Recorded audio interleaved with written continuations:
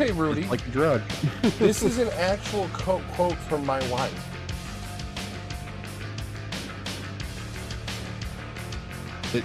Too many years of World of Warcraft expansions has burned her a little bit, though.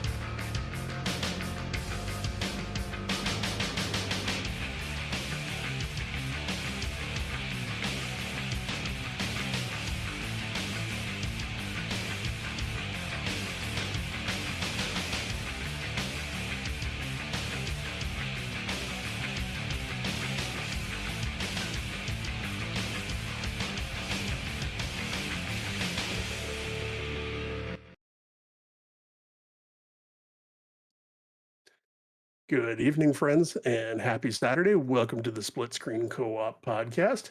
I am Amanus, and with me, as always, is Nerditude. Nerd, Me. how you doing, sir? I'm in this video too.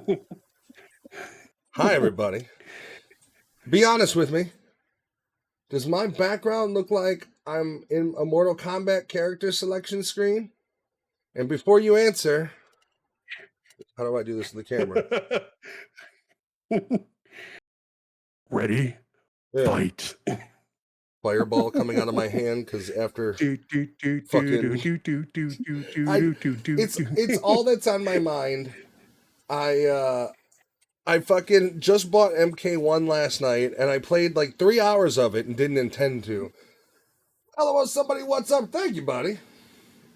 Sorry, Imanis, I cut you off there because my... It's okay. Although I don't know any Mortal Kombat characters that pose this way, like, ooh, we're gonna fight. No. Not even Melina poses like that, and she's supposed to be the hot one. Maybe they just don't know how to have fun, okay? Because I feel like if you have never done this shimmy to somebody, you're just not living, right? Like, okay, I need you to stop shimmying at me like all that, right. please. All right. We'll see you after class. Sorry, continue. I don't know if I can continue now. Well, fine. We're here to talk about stuff, and we are important, and you should listen to us. Yes. Oh, important stuff, and you should listen to us. Steam, the big hitter. Other than I think we talked about Grand Theft Auto 6 being delayed last time, but what else is new this week? Yeah. Well, what? It's November. Yeah, GTA 6 is delayed again. Thank you for the follow, Mrs. Bone Daddy. Thank you so much for that follow. It's almost like RoboCop was. Like, there's news reports of, like, in tonight's news, GTA 6 has been delayed. Now the new date set for 2034. You know what I mean? Like, it's almost fucking satire at this point. It's like clockwork. Yeah, okay, guys, we've got a big... Remember, we are 3 months until we delay it for the next time. We gotta hit this goal. Okay? Oh, anyway, moving past GTA 6, Valve, Steam, big hardware announcement. They did confirm that a new next-gen Steam machine, the original which came out 10 years ago, they're coming out with a new one. It is a cube. I like it. It's the Gabe Cube. It's the Gabe Cube. Great. He's got to buy another yacht, everybody. He just had one delivered. He needs another one because his ass is so big. We need to buy Steam hardware to support that. Did you hear that? He bought a fucking yacht recently. I had not heard that, but you know what? It's not terribly surprising at all. All these assholes have yachts. I guess I should stop looking at it like, but he's Gabe. He's Bill Gates, basically. If you can fucking buy luxury yacht, you're Bill Gates, basically. Yeah. I mean, wasn't Jeff Bezos the one that bought a yacht that was so big they couldn't even move it out of the shipyard? Jeff Bezos is one of the few people on this planet that went through a divorce, lost half of anything, and was still richer than most rich people in this fucking world. So he's on, like, those guys don't live in the real world, right? Like, it's almost like you have bus drivers, you have the guys who are in the elevated trains and trolleys, plane drivers, and then fucking astronauts. And the astronauts literally look down upon everybody else. Like, Jeff Bezos is so rich, he looks at millionaires like, okay, whatever. I spend that much on my water bill. Like, he doesn't know what things cost. Kim Kardashian just said one of the things she would like to learn is how much a gallon of milk costs in the store. This woman is studying to pass the bar exam, by the way. She doesn't know what a gallon of milk costs. She did fail that test, by the way. Oh, yeah, she failed, and she's like suing all of the pilots, like psychics and stuff like that told her that she was going to pass. She is suing them. You know, I like nothing against Kim Kardashian, but when I see a video of somebody so rich that they can just take all the time in the world to try not go to school to pass the bar exam, mind you, but can hire psychics and shit to just stay home and try to pass it, I don't feel bad for them when they're crying on TikTok. It's just so stressful as she's drying her face with money. Fuck off. How about you go through this while you're making fucking $15 an hour and can barely afford rent? Then I'll take some tears. Didn't she fault? I think she's failed more than once. Which, Yeah. I mean, good for her for trying, but like, I don't feel bad for you and your failures. Like, I will feel bad for the person that's raising 2 kids and has to take public transport to night classes. Not you. I'm sorry. When this absolutely was not on the card for discussion tonight, it just kind of happened. Here's the thing. Imanis is grounded, and I am crazy. So what happens is we go, hey, what do you want to talk about? And we go, this is kind of cool. Yeah, I saw this week. And it's a very gentleman-like discussion. And then we get online, and then I'm like, oh yeah, speaking of this, I'm over here like pasta sauce can fix engines. And he's like, wait, what? And then we got to talk about that.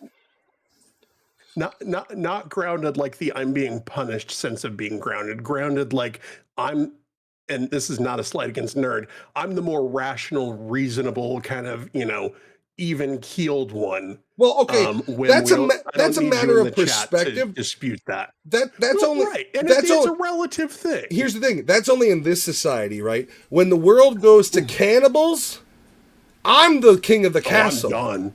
Okay, this craziness is going to come in handy because you're going to go, I can't kill a man, and I will be eating him by then because that's the way it goes. We're in the jungle now. Nerd's gonna be the guy from Mad Max, the last good one, with shit. What is it? Fury Road. Yeah, Fury Road. The guy with the mask and his name is just completely leaving my head. It was such a good movie. The main villain guy, the one with the monster truck. Oh fuck, what is his name? Yeah, with the water and yeah, you're gonna be that guy. You want to be Max getting the shit kicked out of me. What was really cool, and another fucking tangent. What was really cool about that movie is that's the director of the movie, George Miller, and he also played the villain in the original, just a different character. Okay.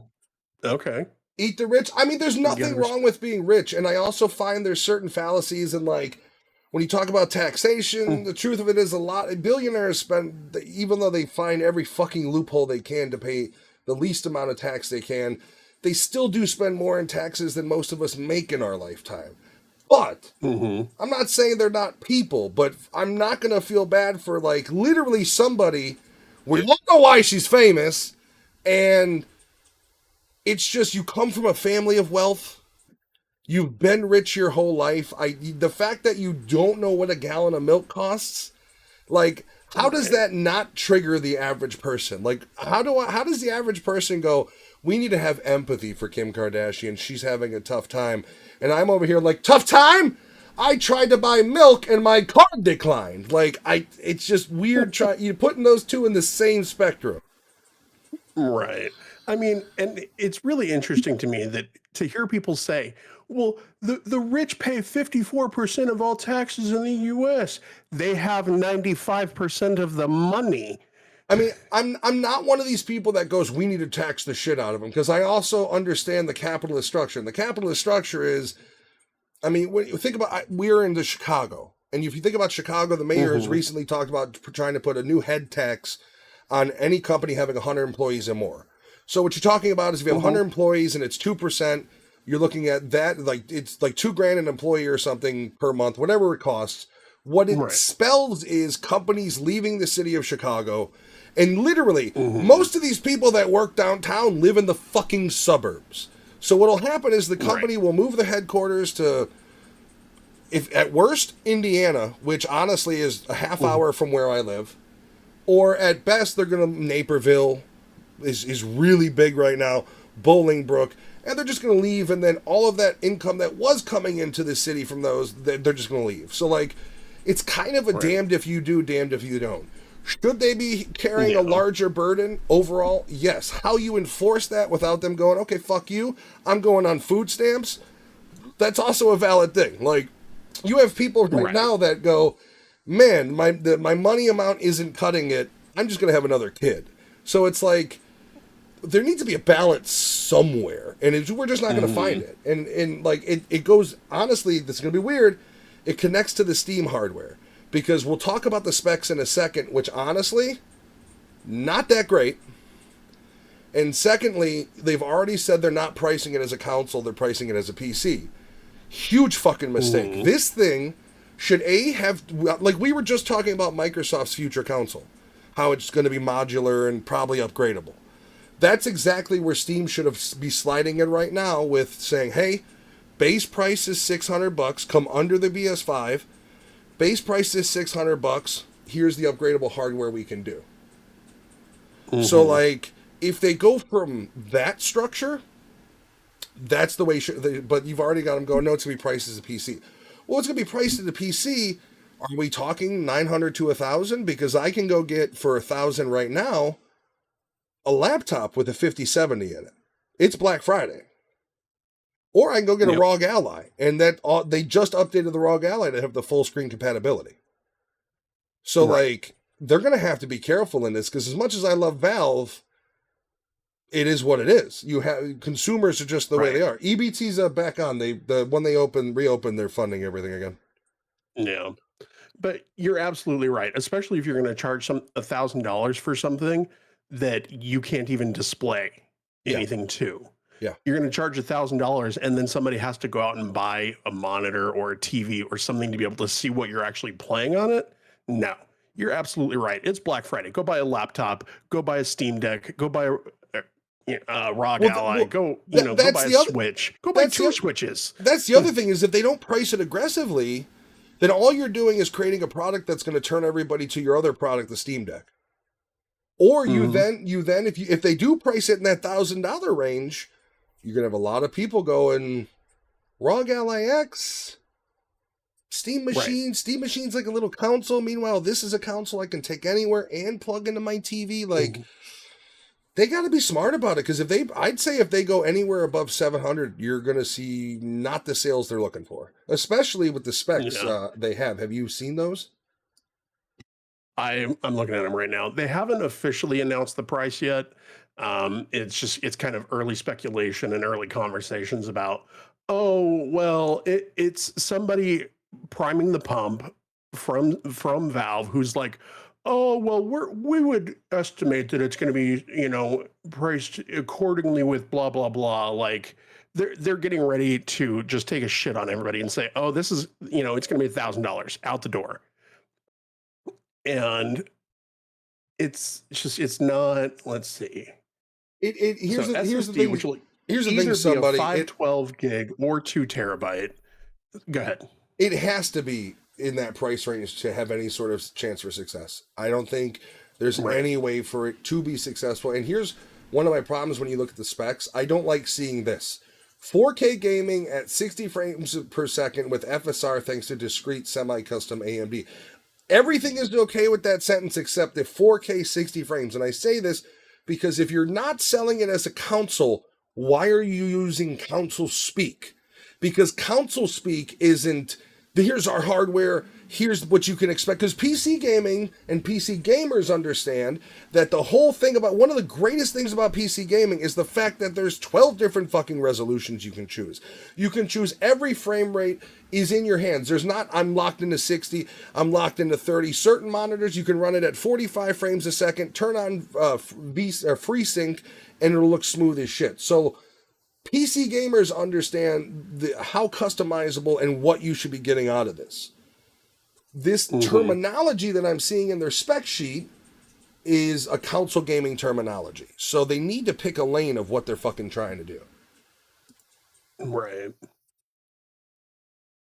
Yeah. I'm wary. I'm really curious.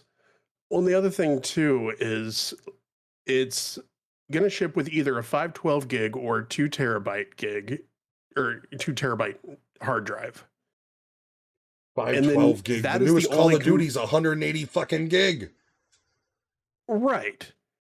And, you know, yeah, you can replace it, but that's the only replaceable component on that unit. Everything else is soldered into place. So if games keep getting bigger and bigger the way that they have been, you're going to have to keep replacing the SSD, but as soon as the next generation of hardware comes out, this thing is a paperweight. I mean, the problem is it largely seems to me like they're trying to fit Nintendo Switch structure inside of an actual box. Like, honestly, when you look at the specs, like when you look at the raw specs and you see semi-custom AMD RDNA 3 28 CUs, they're talking about CUBA cores. No. It's got 16 gig of DDR. 16. Right. Okay, it'll be able to enough. handle most titles at 1080p, I guess. But you're advertising 4K 60. So it should be 32 gig, but then they also do this bullshit.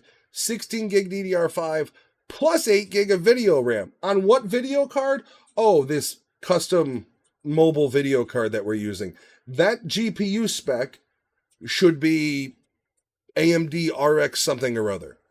NVIDIA RTX something or other. Same thing with the CPU. Semi-custom AMD Zen 4. Kind of better. I need more. Nowadays, if you this isn't advertising to PC gamers at all. This is, and I hate to put it this way, if this is an advertising unit to PC gamers, they're treating PC gamers as fucking idiots. Because if you're a PC gamer customizing your shit and knowing your hardware, like believe me, if you put together your own PC, you're gonna know your fucking hardware. And nobody wants to go, yeah, dude, I got that Steam machine. What just happened? Thank you for the follow, buddy. Not only that, but if this does come out at a more affordable price, both Xbox and PlayStation will have to make their consoles more desirable. I think a $500 price point would be quite nice. I think that would be the sweet spot. My other question, though, is this going to run Game Pass? It's Linux. No. It's Linux and Proton based, so doubtful. Yeah. Now, here's the thing. Game Pass works on Steam Deck. That is the little bit of hope you should have, is they just got Proton to work with Game Pass on Steam Deck, so hopefully that hardware translates over, or the software compatibility translates, and you do have Xbox Game Pass compatibility. But, guys, there's games out there that have, like, games like Rust, where the developers already said they have no plans on developing it for the Steam machine.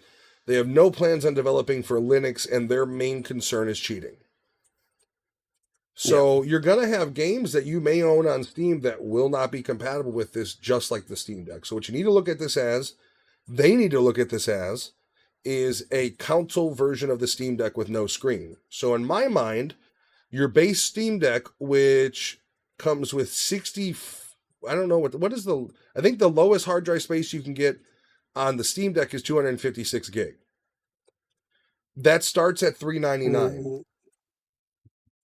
So if that, I think that's the case. Let's see. I think it's 256 gig. It might be 512 as the lowest though.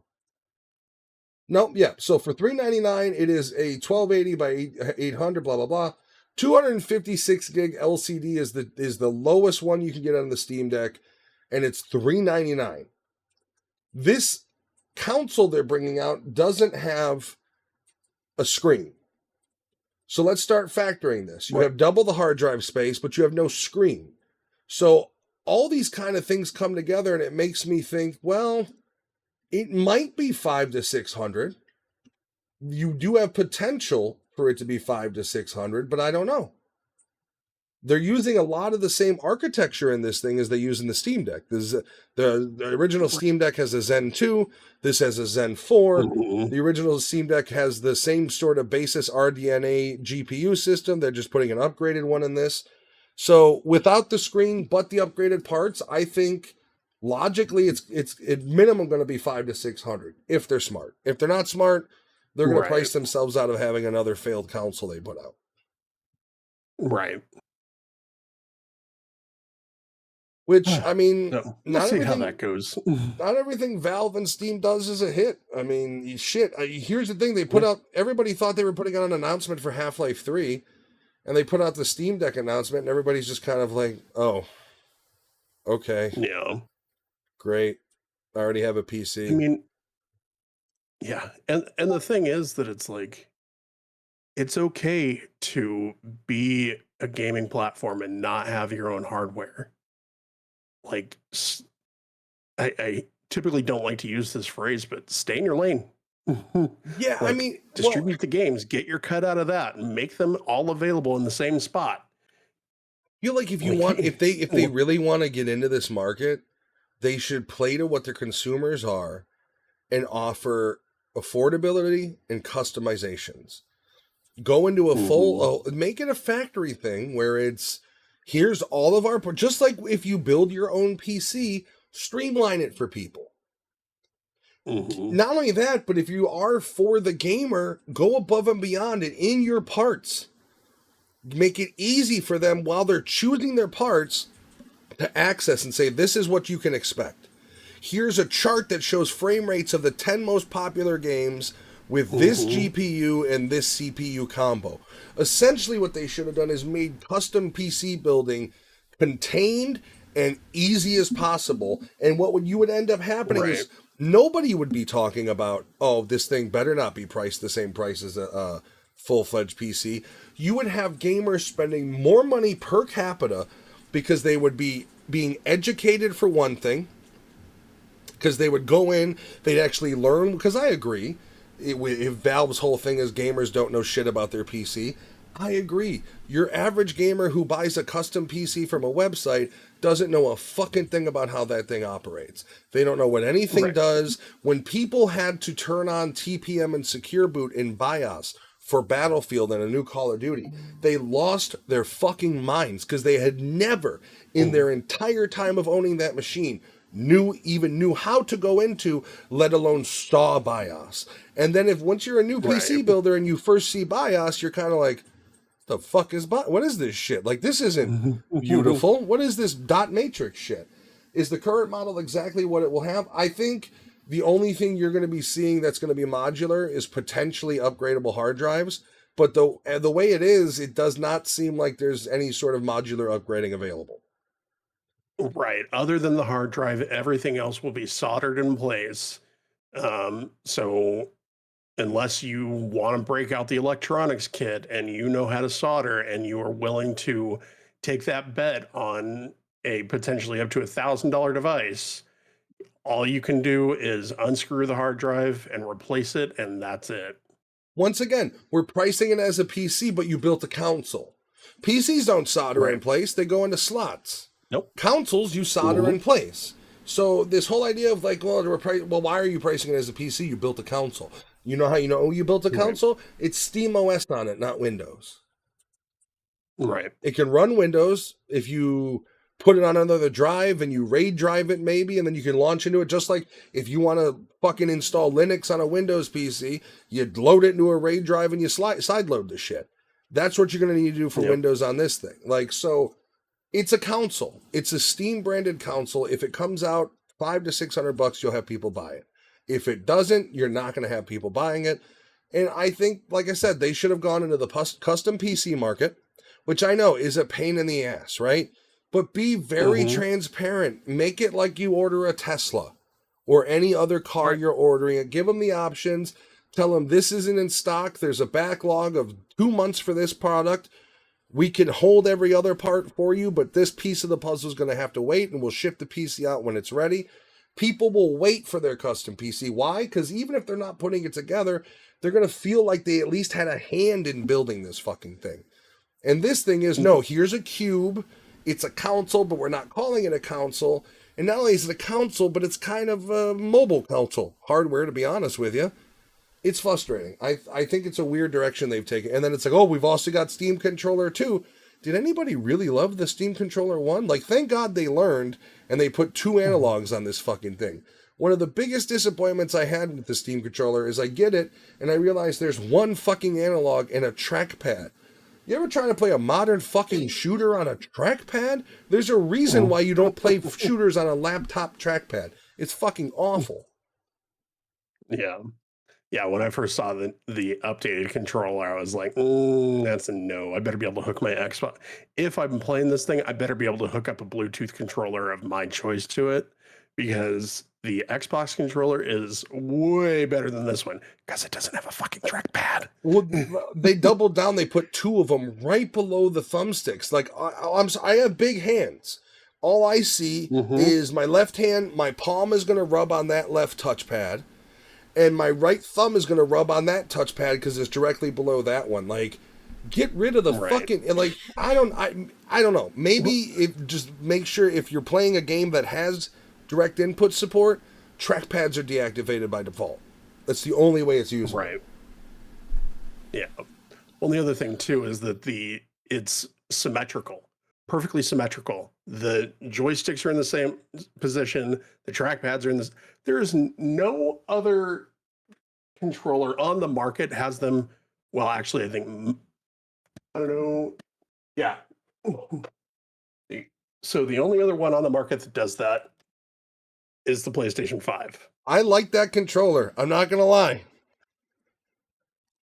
I was playing some Mortal Kombat with it last night. I like the PS5 controller. Yeah. So Xbox controller, non-symmetrical. PlayStation controller, symmetrical, but different position. Original Switch, dusty ass Pro controller. Can we talk about the Japanese having to change the fucking button conversions? Why aren't the buttons the fucking same? What is that? Do you mean? No, this is what I mean. This has been why. It's why. And you know what why translates into in Japanese? Fucking triangle. That's what it translates to. Why and triangle. Why are these two fucking buttons flipped and these two are flipped on the Switch? Why? It's anti-gamer. Because it's always been that way. It's just like, hey, anybody who loves PC gaming, we got you. We've got this beautiful Pro controller. Oh, cool. But you know what we did? What? We switched the fucking buttons. Why? No reason. Because we said so. So I will say that technically, let me double check before I say this. So I will say that technically Microsoft was the one that fucked that up first. Because the Super NES controller was the first one that had 4 buttons over there. Even before the what was that other one? The Sega Genesis. The Super Nintendo was the first one that had the ABXY configuration that the Switch still has. So Microsoft technically was the first one to fuck that up. Well, no. And go, you know what? No, we're going to rotate these buttons on you. I see your point, but in the 3D era, we can't even blame Microsoft we have to blame this for the current configuration. Sony and the PS1. Okay? But here's the thing. The Switch controller has the same 4 buttons, right? And it's not just labels. I can get used to the letters being differently. If I play one game on PS5 and this is to crouch, on Switch, this is to crouch. Why? It's not even just the labels. It's and in the 3D era of video gaming, PS1 had the 4 buttons and they defined the modern 4-button spectrum. Nintendo knew this because you know what they did? While PS1 had buttons, the Nintendo had the fucking N64 sticks and the stupid yellow buttons that were arrows. So fuck what they did with the SNES. They came out with 2 entire consoles of weird shaped right padded buttons. Look at the Switch or the GameCube controller. What's this? 3 buttons and a big fucking green button for no reason.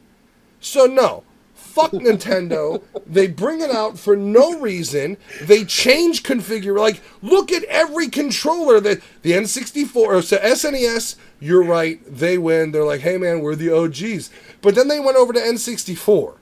And it's like, it's got a dreidel you can fucking spin, and the buttons are all yellow, and they go into different directions. They're literal arrows. And then the GameCube is this weird, like, it's a green button with a weird eyebrow. That's what the fucking buttons on the GameCube are. So you know what? No, fuck them. Since PS1, Sony's been like, we get it. Not all Japanese are crazy. We're not trying to... We're a dreidel, sorry. Yeah, I mean, it's a fucking... That N64 controller, after you played some WWF No Mercy trying not to fucking tap out, that thing just spins on its own from the gravity. And I love that you're using that specific hand gesture because Nintendo specifically said, don't do that with your N64 controller. Of course, because they knew it would break it. They make them to break. Look at the fucking Joy-Cons. Hey, by the way, we have this new technology. It's a remote control that you can point at your fucking TV. By the way, you can go bowling. You can play golf. Then they design a strap that as soon as you take a golf swing, it shoots off your fucking wrist and rockets and bang bang through your fucking house, killing your pets. So much so it had a fucking recall. Nintendo's the worst controller maker. They finally got a good controller in the Switch Pro controller, and what do? The buttons are cockeyed.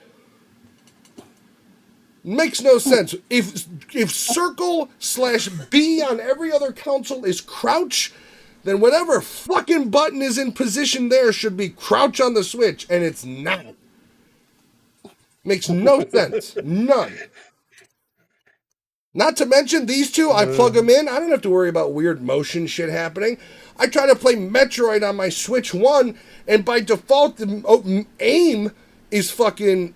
motion aim is on, and I don't realize this, and I'm bobbing my leg because I've got an anxiety disorder, and my controller's moving, and my aim, and I'm driving me fucking nuts, and I feel like I'm crazy, and then I realize, oh, that's right. The gyro aim is on. I'm using motion controls. That is how I feel, Kim. Fuck Nintendo for many reasons. The controller situation being one of the worst. Oh, fuck them. They may have started the 4 buttons, but they sure as did their best to fucking stop it too. Excuse me. God bless you. Any more caffeine? I don't. I think I've tapped out on that. Yeah. So in other hardware news, Microsoft did announce that they and Asus have ramped up production of the Asus Xbox ROG Ally, whatever that thing is called, the next their handheld console. The only console we're producing. Right. Because they did not anticipate the level of demand. You're releasing a handheld console that can play Game Pass games and Xbox games mobile. What did you think was going to happen? I think the price tag, they assumed, like... Also, Microsoft seems to have this sort of, like... I don't know, it's like a beaten child effect, where it's like, hey guys, I kind of made you something really nice, and it's like, oh... You actually like it? Oh my god, no, really? You like it? And it's like, look, your consumers are going to buy your shit. That is of Microsoft's own doing, because in the other 90, actually, I'll tone it back. 80% of their products, they almost consistently find ways to shoot themselves in the dick. Constantly. What are you talking about? Oh fuck! I can't even think. I was going to say, what was the camera thing again? What was that called? For the Xbox Kinect? The Kinect, yeah. The last time I saw the Xbox Kinect was in a Ghost Hunters video. Yeah. Microsoft manages to shoot themselves in the dick constantly. They released an announcement the other day that half the features in Windows 11 have been broken for over a year. Sounds about right. because of a bad update, 22H. and they just now fixed it. 22H. The first Yeah. update of 22H. So- Yep. Yeah. So at that 3 years then, because the way that they do their naming stuff, 22 is update for 2022. Well, They've been broken for that long. but hey, man, the features are broken, but you got Copilot.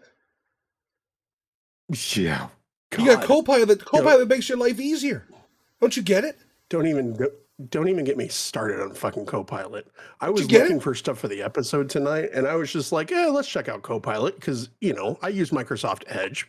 I like it. Fine. I I'm not like gonna Edge. get into that. I like Edge as well, especially for video playback.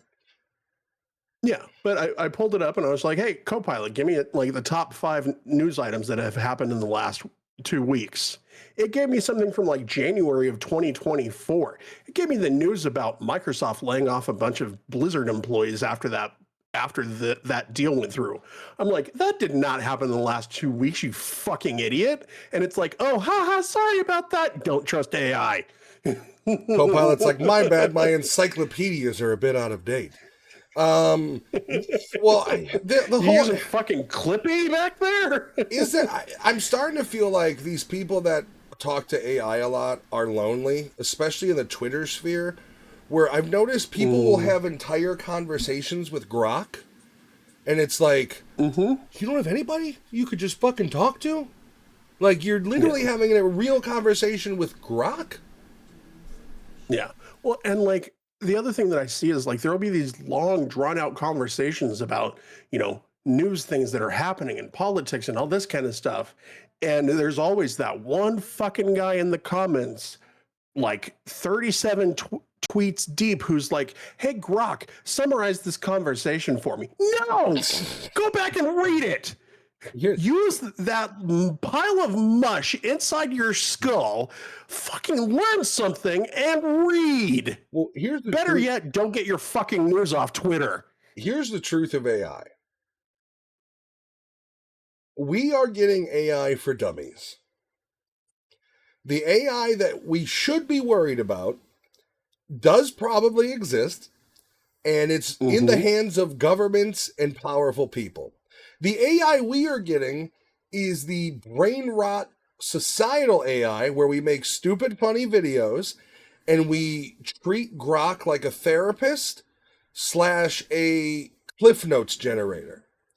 So when everybody talks about AI and how great it is, they are literally seeing the Hollywood version of AI, and what they need to be afraid of is the AI they're implementing. So when they drive down the street and the camera sees you, it reads your entire face and pulls up your criminal record. And if you have a warrant, officers magically appear. That is the AI you should be fucking worried about. Instead, we've been drip fed this moron device. So every single person, it's bad when colleges have to have an AI to detect AI in the papers. Yeah. Well, and it goes back, this goes back to George Carlin and his thing about think about the people you know. Think about the average person's level of intelligence and realize that 50% of the people in the world are dumber than that person. That's who's training AI, because machine learning is a thing. Those are the people that are training AI. It's not guys like Bill Gates who are out there and Neil deGrasse Tyson out there talking to AI chatbots and raising the level of intellect there. It's not those guys. Those guys don't need AI for their shit. They either know, or they know the right places to go to find out that information, or have somebody, an actual person, who will get that information for them. It is the dumber half of society. And I'm not intentionally calling anybody dumb if you do use AI. It, like most things, like most tools, can be a useful tool if you use it the right way. I'm not trying to call anybody dumb, but there are people in the world who are dumb, who are just taking whatever it gives them. And that's why colleges have to check for AI in their assignments. I think AI is great for the creative space. I think AI is great for shit, I need a description to this paper or this story I'm writing. I need a title, or I need I need AI to translate subtitles for my podcast episode. I think, or clips with like Opus clips and shit. I think that is, for creatives, AI can be a blessing, especially, you have a lot of small streamers. They don't either have video editing capability or they don't have the knowledge. So things like that, where you can just kind of toss it in, and it saves you time, and it's a good tool.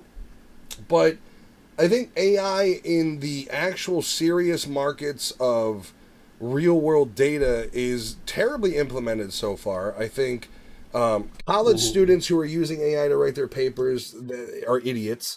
And I think that's one way to stay an idiot. Because if you notice, people aren't using AI to research anything that they care about or actually matters. It's usually two assholes arguing about something on Twitter, and then one of them goes, "Is this true, Grok?"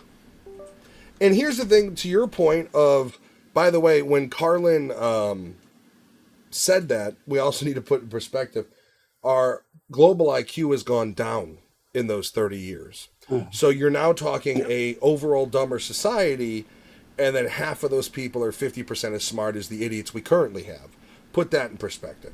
And no, I think if you're in the creative space and you're using AI, it can very much be a helpful tool. I use it. I use Suno for my music creation.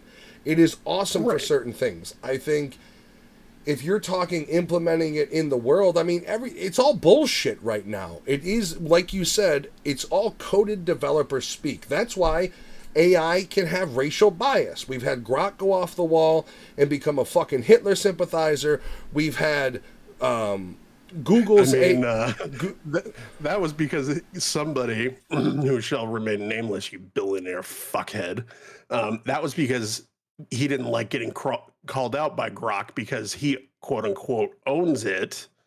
And he didn't like it, so that's why that one got changed. But anyway, carry on. Well, but it just goes to show you that it's not self-learning. It didn't learn anything. It was told some information and then did nothing but act on that information. So this idea that it's all sentient, I mean, even these fucking quote-unquote AI robots that you can buy for 20 grand that run around your house like a blind child, there is somebody on the other end watching the camera that is independently in control of the robot as well. So it's like, everybody thinks AI is a godsend. Realistically, AI, look at Tesla. Tesla, if you're behind your payments, can dead your car. Simple as that. They can push a button and go, your car no longer starts. Is that really what we want controlling our life? California put in regulations when they replaced thermostats. They had it in the contract to where they said in the fine print, if energy consumption was up to too high of a standard, they can adjust the thermostat. The actual company that owns your temperature control can adjust the thermostat. So they were forcing people to have their houses at 78 degrees during the day. You don't want that. Anything that's got, quote, smart in front of it will turn on you by design. It's not something once again, creatives for small things like the Alexa of like, hey, Alexa, add orange juice to my grocery list. That sort of shit is one thing. Once we start giving it way too much control, or once one of our government leaders decides that they're going to put it in control, then we have a problem. Because once again, it's as of right now, it's 100% dependent on the people who unleash it. Right. And like I said, it's not all, and like you said, it's not all bad.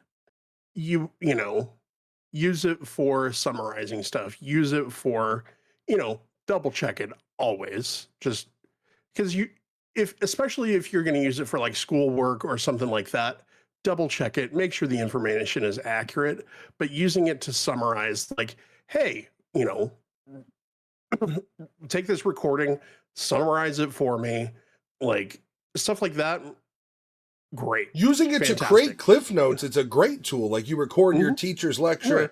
Hey, what's the cliff notes on this lecture? Google or whatever, Grok, whatever the fuck you're using. Right. Great tool. Because you're using it as a tool. Right. But like here, perspective, it's cheating for one thing. If you Look up something on AI Mhm. for a paper and you hand it in word for word, that's cheating. I'm going to put it this way.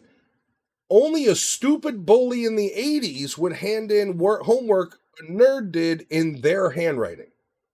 If a Right. bully in the 80s could have figured out, fuck, I mean, look at Back to the Future. I need time to write it in my own handwriting, McFly.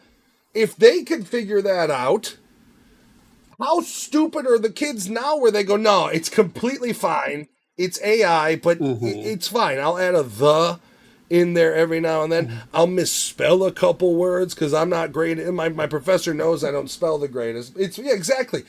Biff understood. He couldn't hand in his homework in McFly's handwriting. But college students nowadays, not mind you, not community college students paying $100,000 a year are trying to pass this shit off. Once again, our Yeah. IQ globally has gone down in 30 years. Yeah. Speaking of Back to the Future, think McFly, think. Because one of the things that we do love to talk about around here is Fortnite. So the new season of Fortnite does start next weekend. The end of chapter event happens Saturday morning, I believe, at like 9 o'clock Eastern, some ungodly early hour. Um, we will transition out of the Simpsons season and into the new chapter, which means an entirely new map, entirely new themes, and all that kind of stuff. It sounds like this one is Western United States themed because allegedly there is POIs for Las Vegas, Area 51, like Southern California type areas. There's some speculation that this originally was supposed to somewhat be tied into the release of Grand Theft Auto 6 because it is very similarly themed to that. It sounds like we are getting a Kill Bill collaboration. Confirmed Those are now. rumors, but also, yeah, Uma Thurman and his name just left my head. Quentin Tarantino were apparently at a Fortnite creator event that was hosted in LA earlier this week. So the bride from Kill Bill will be in there. It does sound like we are getting the pussy wagon that belonged to the nurse guy that from the first movie. Once again, I love Kill Bill. I'm not against Kill No, Bill. it's yeah, fantastic Ha- movie. Having a vehicle called Pussy Wagon in a game that primarily 12-year-olds play. Yeah, It's not as bad I as the pedo van. Don't get me wrong, yeah. but like Now they fucking they come they on. did friendly it up just a little bit because it doesn't actually say the word pussy. Now then, There's a that's little bitching cat out. Go, icon. no, fuck that. There's a Go little for cat it. icon, and it's cat wagon. No, no, go Anybody all who in. understands, Go all in. If we're just gonna fucking do it, if you're gonna have pedo vans and pussy wagons in the game, go all in. I want an emoji where a guy crosses his arm and goes, "My name's Buck and I love to fuck." I want to just fucking go forward with it. thank you. That was his name. If you're gonna do it, do it. Stop like these like you can't continuously say, "Oh, we're a family game. We're teen rated." When you have shit like this coming out, like there needs to at some point be a fucking reckoning, right? Like the concept of once again having the Green Ranger a month away from having a fucking pedophile van is weird. Okay, the dichotomy is completely off on it. It's not right. Okay, nobody who understands who the Green Ranger was is gonna. Everybody who understands who the Green Ranger was is at least 35 years old. I'm I going to be 41 at the end of the next month. I Like, get it. I understand it. That's my But age. but here's the thing. No fucking kid now is going to go, oh, it's the Green Ranger. It's Tommy. He's cool. Nobody fucking knows who he is Then anymore. let's No kid these then days. if that's the case, if the new won't someone please think of the children. I remember the one episode where Mo actually is somebody think of the children. He's the one who actually says it. I think that was after Maud died. It just I don't know, man. Like if adults are the primary people who are playing it, which honestly, it seems to be the way it is. And if Call of Duty is rated mature and has literal children fucking streaming it, Don't do it, Wim. Don't do it. I Just can hear you typing already. just bring it into the mature realm. Make it mature, and then that way you get things like blood and authentic voice lines, and you don't have to censor every fucking thing. Wait, she didn't know that? Are you? Oh, Is that a see, real and that's a spoiler? totally different direction than I thought she was going to go. Yeah, there's like an end of the season. Okay. Yeah, Okay, good. I was I talking about felt the fact that I Nerd kind Sid of felt was bad at talking about first, the but I game. haven't watched Simpsons in like 15 years, and I I know it was going to happened say 15, that's been 20 a years while since ago. that happened. Flanders has That's been a been a while sing. since that. There's a That's like giving spoilers for I don't know what fucking Dallas. Who shot Jr. Fuck! I was gonna finish that next week. No, yeah, I was You confused in completely the broke us. and for a second there I was like, there was a whole episode where Flanders is single, and that's when you discover he's ripped because all the local Yeah. housewives are like fawning over him. Yeah. But so along with Quentin Tarantino and Uma Thurman and the Pussy Wagon, we are Catwagon, also getting a Back to the Future collaboration, looking which forward to will that. include Marty, the DeLorean, and Wait, bet Doc Brown better be in the fucking thing. probably I hope so. He better be. There was something else that was gonna If Oh, the sneakers. They're putting okay, the sneakers from Back to the Future Part 2 in as well. nothing at all. Can I Mm, request God. this? If they do I put mean, you can request it. I can't do shit about it. if they do put Biff in the game, can we give him a Trump outfit? Like, Oh God. I'm not a big Well, political guy, eh, but anytime you watch Back to the Future 2 in the Trump era, mhm. it's clearly Yeah. Trump they're modeling it after. Could we get the evil Yeah. Biff costume and just give him the Yeah, coiffed hair? we definitely need that. If they do a Biff outfit, they definitely need to have that as And like make it as you greedy, know, filthy as a the character variant. is. You know what I mean? Like he's a Mhm. piece of shit murderer in that fucking movie. Yeah. Like Yeah. Although I'm sure though that at that point somebody from that administration would go, "Well, you can't mock the president like that." Too fucking late. This movie came out 40 years ago. you know, here's the thing, man. I like to think of myself as a pretty moderate guy. I don't care who the fuck the president is. He's a public figure. You can absolutely mock the president. In fact, the one person, if everybody looked at you and said you shouldn't mock the president, the one motherfucker who should have your back saying you absolutely can is the president. He's the protector of freedom of fucking speech. The one guy Yeah. who should have a fucking sense of humor about it is the blowhard in office. Yeah. Yep. And Fuck that's about that. all we'll go into on that. I'll mock whoever I want. Uh, Cardi B, the president, I don't give a shit. yeah. The First Amendment says that I get to make fun of whoever the fuck I want, Yeah, and the and the Second government Amendment can't do anything reinforces about it. it. Yeah, the Second Amendment makes sure you can't take it away. That's how that Yep. works. Oh, right.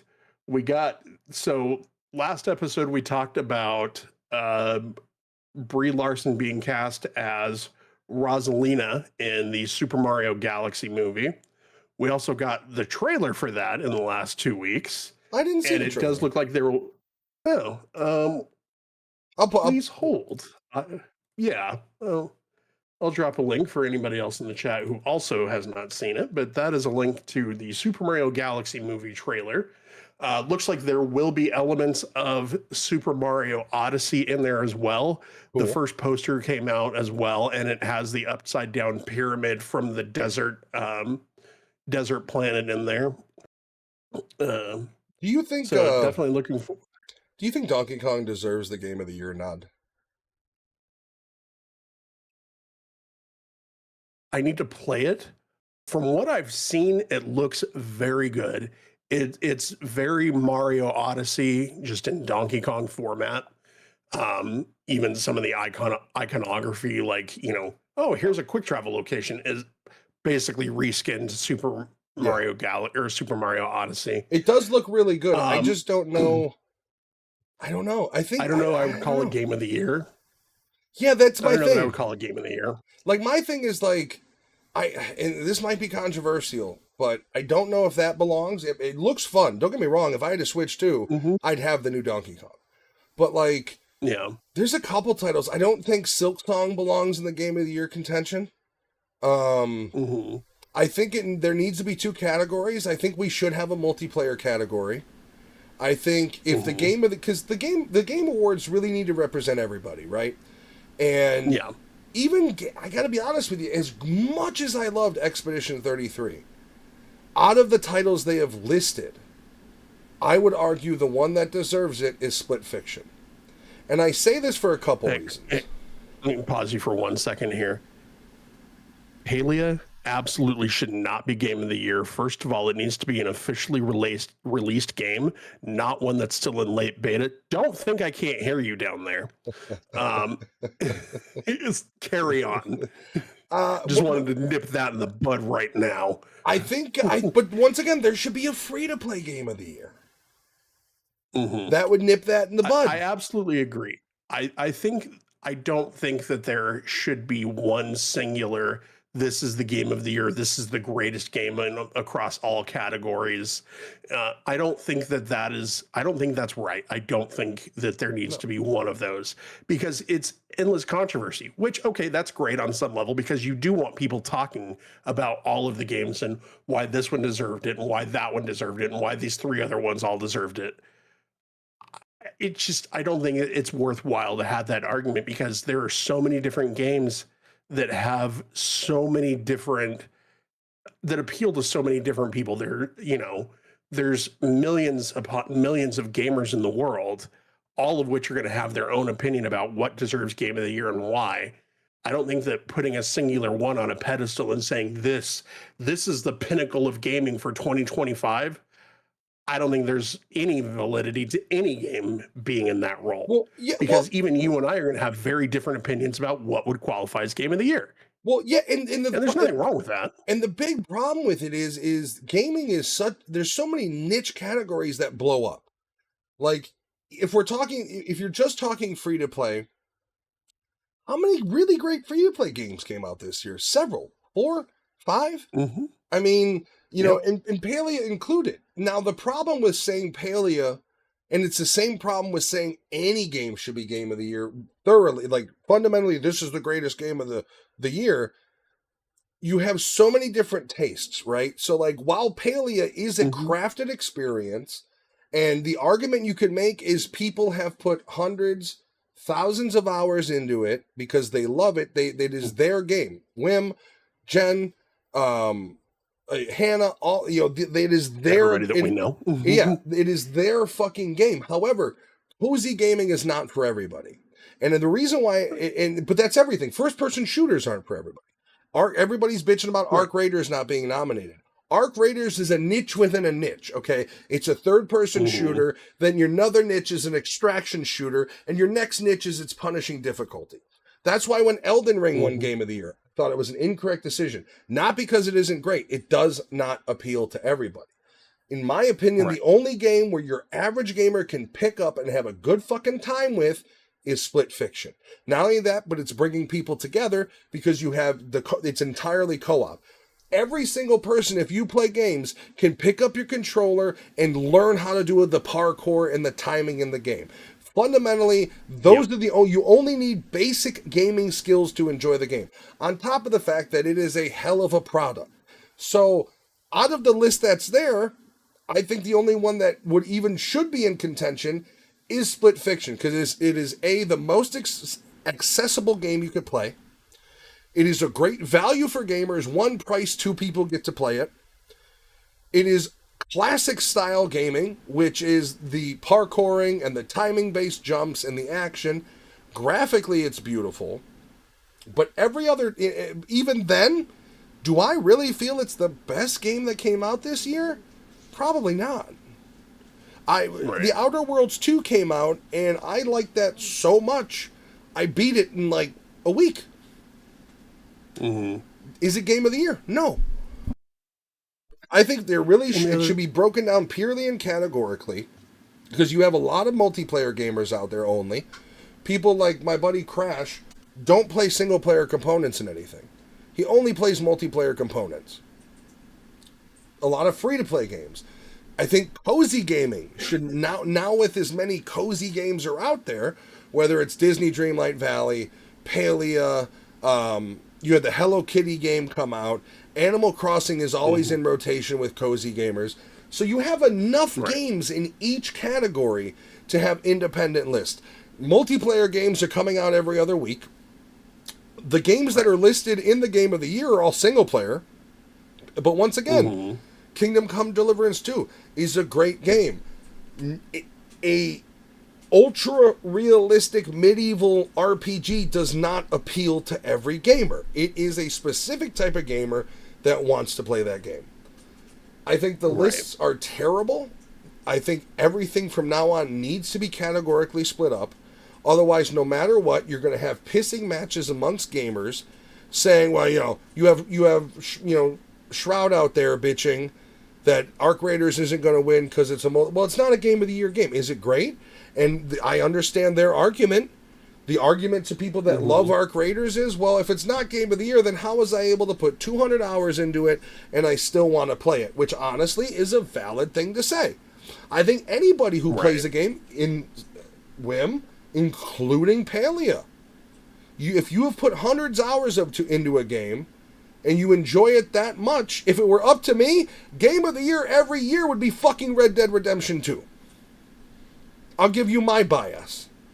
Well, it's 20. It came out in 2018. It's 2023. What should be the Game of the Year? Red Dead Redemption fucking 2. Because as a whole product, not a single game, in my opinion, has topped it. I just want to kill other people. Because you're unbalanced, Crash. We'll talk about that later in our therapy session. Well, and the other thing, too, is that, and this is true of anything where you're asking people for their opinion to vote on a game, there's going to be some level of recency bias involved as well.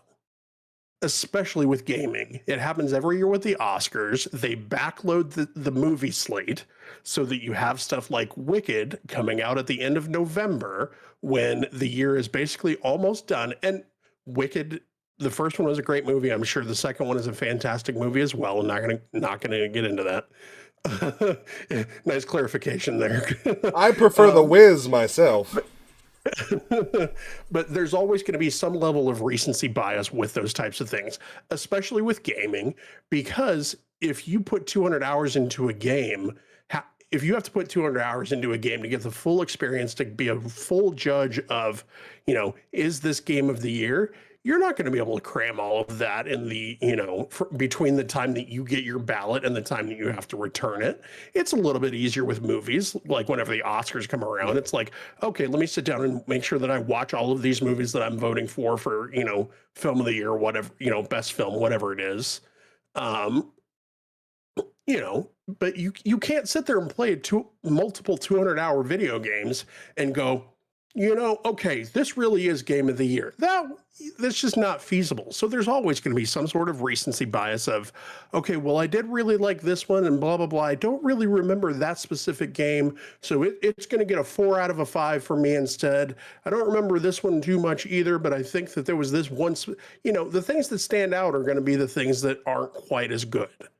So there's going to be some level of recency bias built in. So I think that you're right. I think that it needs to be broken down into categories, and it needs to, have like a running tally or something. I don't know.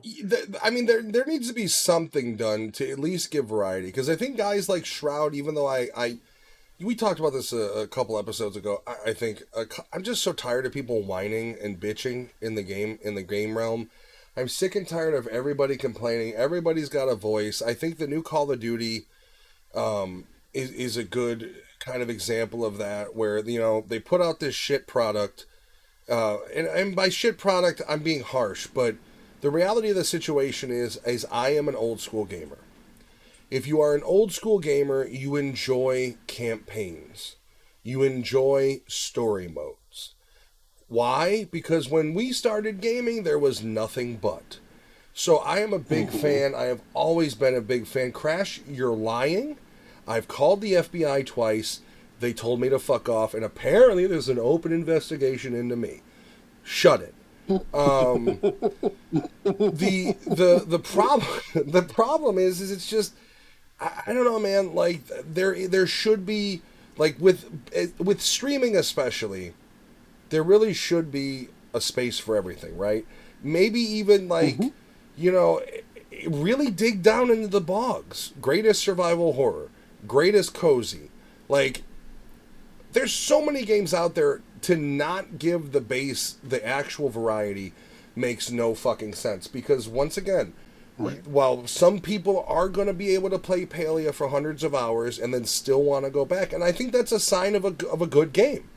I think that you can't Hmm. argue that if you have a loyal fan base that continuously every day is pumping time and when the free to play spectrum they're pumping money into it, Fortnite is no different, then there has to Yep. be credence given to that. But in the same token, if we don't break it down, it's too narrow of a vote for too broad of a entertainment genre. So like they need to figure out something. There needs to be categories for everything and maybe it gets a little diluted. But the fact that you have every category you can think of having multiple games per year, it makes no sense why they wouldn't have that. So like I said, how many Right. survival horror games came out this year that were good? At least 5. How many story Hmm. driven games came out that were good? At least 5. And here's the thing, you want to know how you know the true game of the year? Give me a game that won the award for greatest story and greatest multiplayer. There's your actual game of the year. Red Dead Redemption Right. 2 had a great story and a pretty good multiplayer. There's your game of the year. But instead, now everybody has to go, well, yeah, it had a good story, but the multiplayer was shit. Or, oh, that multiplayer component was amazing, the story was a little bit lacking. You can eliminate all these issues by just categorizing it so the people that only play indie side scrollers have their game of the year. Like, Hmm. enough with this. It's not participation trophies, it's giving gamers the best of what they love. I guarantee Right. you there's a lot of people out there that played Expedition 33 and they thought, okay, great, old school JRPG. And they had to do the parry situation to survive the game, and they said, fuck this, I'm out. That doesn't mean the game is bad, but that just means the mechanics of the game are not for everybody. Should it maybe Right. win the greatest RPG, turn based RPG game of the year? Yeah, I'd say so. Hmm. But, should Kingdom Come Deliverance win the greatest simulation game of the year? Maybe. It's a simulation. It's not it's not it's what Arma is to shooters and not what Battlefield is to shooters. It's not about, the crazy over the top. It's grounded and it's pretty real. It's a pretty realistic game. I think until they get away from the broad spectrum, nobody's ever going to be fucking happy with it. Why would they be? Right. It's always going to be, well, I don't get it. I put 140 hours into this game. It came out 6 months ago. Well, how is this not nominated? Well, it's not nominated because it's so and so. Just break up the Right. categories, and then if people bitch at that point, you can tell them to go fuck themselves. Okay, if your Yeah. favorite game of the year isn't on this list, let's say we get 5 choices per category. If it didn't make it, then it's clearly not game of the year in that category. You may have loved it. The overall consensus didn't. Sorry.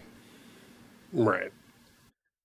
But they'll never do that because all this does is drive Makes too much game. sense. All this does is try to drive Right. sales to gaming, is what it is. Make sure you buy Yep. the next whatever. Yep. I think I got a couple more. So, talked about the Mario movie. Nintendo also issued the first official images from the Legend of Zelda movie of the actors who are playing Link and Zelda fully in costume.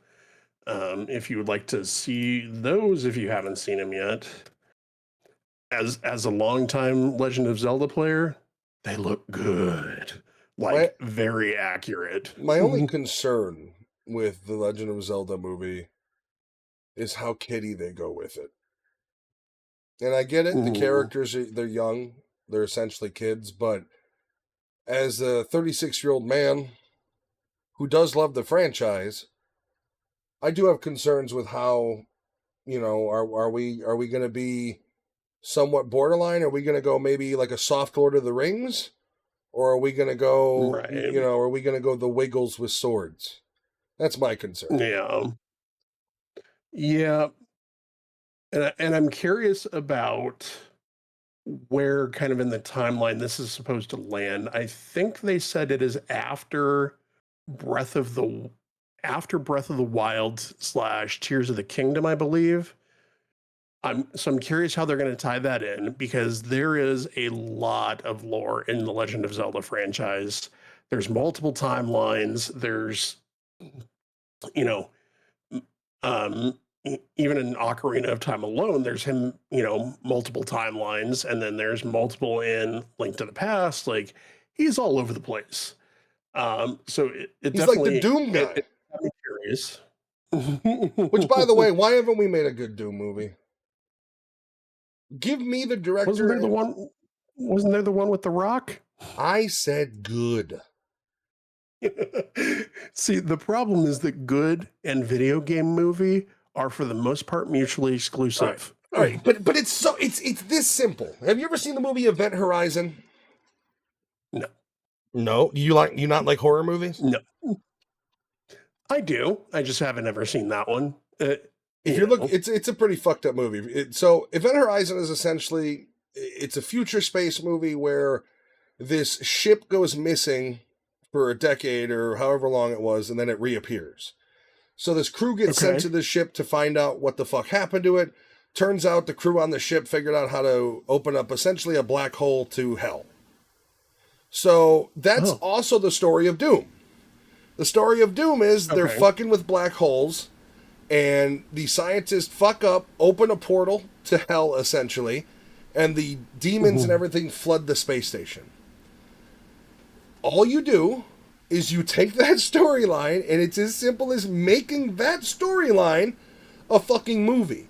And if you want to keep it canon, the cool thing about Doom is it's the same guy in every fucking game. They with Doom Eternal, they finalized they let everybody know that it is literally this guy has from the very first Doom all the way up into Doom Dark Ages has been the same fucking guy traveling through dimensions, being captured and forced to fight demons. So by this point, all he can say is there's a line he says, but all he is a demon murdering machine. He's crazy. He's just gone insane from every game he's been in. Do that storyline. Just show the beginning of the scientist opening the portal, have the space station get overrun, and have this fucking guy come out of a portal and start slaughtering everything. Make it a fucking super violent action horror movie. That's all you have to do. Part zombie, part, and but what they did with the Rock version was try to make it your cheesy, 2000s action movie. And they thought that, we'll have a couple scenes where we show the gun in first person and that'll appease gamers. No, it's the easiest storyline you can make a movie about. Scientists open a portal to hell, demons flood in from hell. That's really all you fucking need. I mean, with that type of game, yes, absolutely. Zelda's gonna be now. Here's the thing about Link: is it different versions? I don't remember. Is it different versions of Link in each game, or is it all the same Link just in different realms? I think it's the same Link in different realms. So it's just like they're parallel. So I think Zelda and Link is interdimensional, different dimensions of him. Right, because if I remember correctly, I believe that the story is that I'm trying to remember. There's a lot of shit to go back over. The canon at one point, yeah, but I believe that basically they have said that Ocarina of Time. I think. Let me look this up real quick so I can make sure that I'm. Well, that's what I'm confused about, because if they're making the movie canon and it's post Tears of the Kingdom, then what lore are you setting forth with the games thereafter? Like, are they going to do something cool where if the movie's 100% canon, the movie ends up in a different dimensional link and that's where the next game takes place? Like, that would be kind of neat. Right. So I'm looking here. Because Let's see. it's clearly the same link from Tears of the Kingdom. So they're following that dimension for canon of the movie. Right. Okay, so the timeline for Legend of Zelda movie is not explicitly defined, but it is likely to be set in the timeline of the earliest Zelda game, Skyward Sword, which from the timeline that I'm looking at, that looks like it's from the book that was released that is canon. Skyward Sword is the earliest one because it is when the goddess Hylia is reincarnated as Princess Zelda and the Master Sword is forged. Okay. Like that is the story of Skyward Sword. And if you're not familiar with Zelda, the Master Sword is like the demon killing sword that he uses. It's kind of the MacGuffin for every other game. Scott, was that Um, the one that was on Wii or Wii U? yeah, that one was on the, I think it was on the Wii because I think it was, They had so an I updated think version for Twilight the Wii U. Princess. Um, let's see. I think that was on it had to have been either the Wii. I think it was on the Wii, but they brought out a Wii U version that Skyward Sword looked was better. originally released for the Wii console on November 18th of 2011. Okay. Because I feel like the Twilight Princess, I think, was also on the Wii because they wanted Yes. to take advantage of the bow. Like there was an entire even like mini game that you could purchase that was specifically Yep. like crossbow training or whatever. So yeah, Skyward Sword is the first one because it's the forging of the Master Sword. Um, so there's four games, or there's Skyward Sword, Minish Cap, Four Swords, and then Ocarina of Time, the Nintendo 64 game, which for a lot of people is kind of the seminal, like, this is the Zelda game because it How- was the first one in 3D So when a let's lot of. say Go ahead. they remake that. How do you feel about Mhm. that? Is that something that you would be all in, or would you be a little hesitant? Ocarina of Time specifically, Yeah. or just the. I would be all in on an Ocarina of Time remake. We talked about it a little bit 2 weeks ago, but there's an updated emulator where a group of people have managed to basically re-engineer the entirety of Legend of Zelda Ocarina of Time, updated all the graphics and stuff like that. It is beautiful. Look up, and I'll send it to you later if you want, or I can show you. It's called Ship of Harkanian. It is absolutely gorgeous, and they actually have a version for Legend of Zelda Majora's Mask, which is the other Nintendo 64 Zelda game that came out. I would be perfectly okay if they remastered that for like the Switch 2. A lot of people were hoping that they would a couple of years ago for the anniversary. They didn't do it for Yeah. whatever reason. I'd love it. I would be happy as a freaking Do, clam do if they they did that. do they even have it in the N64 Classics catalog? It's in the virtual console on the Okay. Switch. Yeah, Yeah. I don't have the we just have the basic Nintendo Online membership because I've been waiting Mhm. until we get a Switch 2 in order to utilize like the Yeah. GameCube games and shit. So because until Mhm. the SNES is cool, but I've got every fucking ROM you can think of. So like Right. until that hits or until we have the Switch 2, it's not really useful for me, but it will be at that point. Um Yeah. I do wish I tell you right now, talked about it before, but if the Nintendo said, "Hey, we have the WWF No Mercy and WrestleMania games out here. They have full online Mhm. compatibility. You can only play them in the Switch Virtual Console." Fuck, dude, I don't know. I'd probably have one already. Like it's just certain shit like Yeah. that. Like, say what you will, but nostalgia is a motivator, Yeah. and I think Nintendo knows Um, that better than anybody. yeah. But yeah, so if they do go back to the very beginning and start with the Skyward Sword stuff, that would be great because at that point it sets them up for an entire franchise of movies. If this does well, they move on to Minish Cap, they move on to Four Swords. they move on to Ocarina of Time, and at that point they can kind of do whatever they want, because in the Zelda timeline, the Ocarina of Time is kind of the initial like splitting of the timeline into three different versions. There's um because the way that Ocarina of Time works, if you're not familiar with this game, is it starts off with Link as a child, going and running all of Zelda's little tasks, does, the three dungeons as a child, and then he makes his way into the Temple of Time. He's, kept in the temple for 7 years until he's of an age to come back, is given the Master Sword, and gets to run off and kick the crap out of Ganon, who is the primary antagonist, whatever, for all these games. And from there, there's three different timelines. There's one where he loses, and that sets off a whole separate chain of events, which includes A Link to the Past, which is one of the most popular non-3D Zelda games, the one for the Super Nintendo. There's a version where he wins, which also sets off two separate timelines.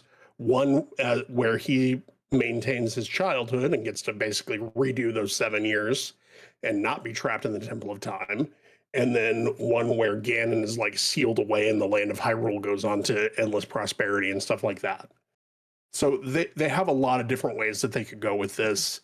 They have to stick the landing on this first one, because otherwise it's going to turn into the same thing as the Halo series, where people are just like boo, boo, boo, tomato, tomato, tomato, throwing shit at everybody. I mean, I think you're going to have that regardless. But I think Halo's big flaw was just, I mean, if they would have treated Master Chief how they should have, I think people would have taken that show, especially as the show went on. From what I understand, it became somewhat more faithful in a lot of ways to the actual game. But you got Master Chief taking his helmet off, and then in another scene you have him butt naked, and it's just one of those things where you fucked with the character so much like The Witcher, where they fucked with the storyline so much and they diminished the character so much that the main star, who was a loyalist to the content, was like, yeah, I'm out. And this was after, fans of The Witcher rebelled against it. So, like, I think they have potential to really stick the landing on it. It's just if they don't, you're going to have another situation where it's every other video game movie that failed. If they stick the landing and they keep it right, you can build sequels and shit out of it. If not, like, I really liked that the newest Dungeons and Dragons movie. I can't remember what it was called. It was very good. But that was great, and unfortunately, I don't think it did very well in theaters. Yeah, Among Thieves. I don't think it did very well in theaters, but if they were to still do that style of movie, or not that style, that quality of a movie compared to the source material, Nintendo fans are going to come out for it. Right. I think that's just, especially they're on a good run. They've got the Mario movie that has done pretty well. So like, but they got to keep it up. Yeah. And Honor Among Thieves was a very good D&D movie. As somebody who does play tabletop games, definitely worth checking out. I really hope that I and I think most of the rest of the tabletop community that really enjoyed that movie, I would love to see them make another movie with the exact same actors playing an entirely different set of characters, because that's how a tabletop game works. You tell the story that you want to tell, you get the story out that you want to get out, and then you all re-roll new characters and you do a new story and you start it all again. And I think it would just be hilarious. You know what, Kim? I don't even 100% disagree with you. I like the movie Mortal Kombat Annihilation. I do. It's fucking terrible, but I do enjoy that movie. There's a scene where Raiden is losing his powers. By the way, Raiden goes from Christopher Lambert to oh god, I can't remember his name. You've seen the movie The Warriors? Yes. Ajax. The actor who plays Ajax is Raiden in Mortal Kombat Annihilation. And there's a scene where he goes to open a portal and he's like, my powers are draining. Let me try this. And he starts to do one of these where he's like, and he's like just kind of like holding a circle. No, so the truth about Mortal Kombat 2 is it's a fucking awful movie, but it's got better fight scenes than the first one. Like, they basically got rid of everything that was great, but they brought in a new stunt crew. And all of the fight scenes were better. You didn't have... I think you still had the same guy who played Liu Kang. They killed Johnny Cage off like they killed Cyclops off in X-Men 3.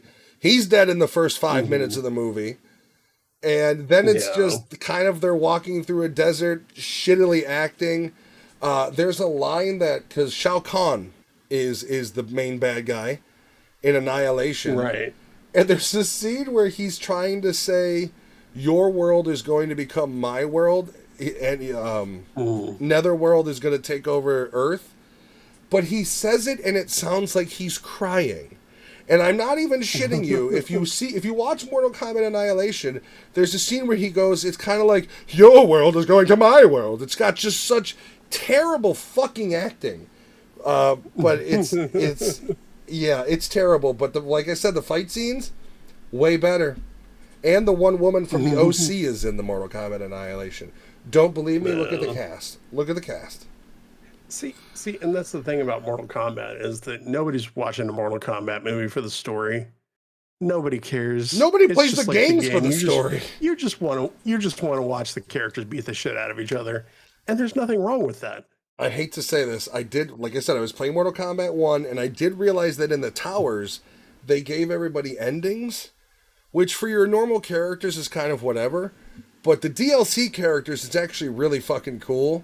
One of them is Ghostface, and I completed his tower last night. And it's literally an end cutscene where it's totally voiced over in like the voice box.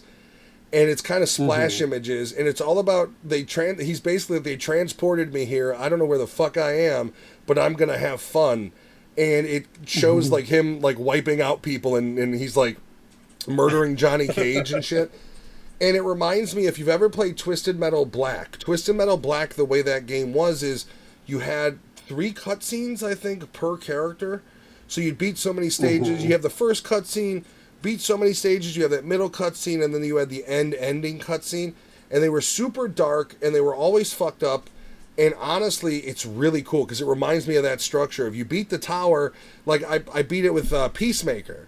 So all of a sudden, John Cena's like, I don't know where the fuck I am, but it sure looks like a lot of people need peace brought to him. And it's just an image of him with his 2 guns in the air, and he's surrounded by like Shao Kahn and Shang Tsung and all like the evil dudes. So yeah, that's pretty cool like that. I think the new Mortal Kombat movie was good, really good. I'm looking forward to the sequel, which also got pushed back till next summer. I think it was supposed to be out October, and I think they pushed it back to next summer or so. But Mortal Kombat Annihilation, watch it, but watch it for what it is. Don't watch it for fucking. You're not getting deep story out of that one. Not good acting either. Speaking of Twisted Metal, they did confirm season 3 is coming. Very nice. We have to. Jen and I have to. We watched like we powerhoused half of that season in one sitting, and then we haven't gone back to it. I liked the show quite a bit, way more than I thought I would. Yeah, I still need to watch it. It's goofy, and the first season's great, but it more or less just sets up what the actual game is about. And the second season so far has been solid. I think, just like in the games, the clown is the best character. Played by a wrestler, Samoa Joe, voiced by fucking Will Arnett for some stupid reason, but fucking Lego Batman is Sweet Tooth. Jen, who's that? Nobody. That's who it is. Last couple of things I have is Red Dead Redemption, the original one, and The Undead Nightmare are coming to Netflix gaming, apparently. iOS, Android, PS5, Xbox Series X and S, and Nintendo Switch 2 on December 2nd. This is the biggest fucking know-nothing announcement. For one thing, Red Dead Redemption 1 has been out on PC and Switch for a year, if not longer. Secondly, it being on mobile is cool, I guess. Sure. If you're an on-the-go gamer, if you're a mobile gamer, it's awesome. I'll probably download it on my phone for shits and giggles. Yeah. They already have console versions of it. They have a PS4 version that on PS5 runs at 60 at a higher resolution, and the Xbox One has the Xbox 360 version that also runs at 60 frames with a higher resolution.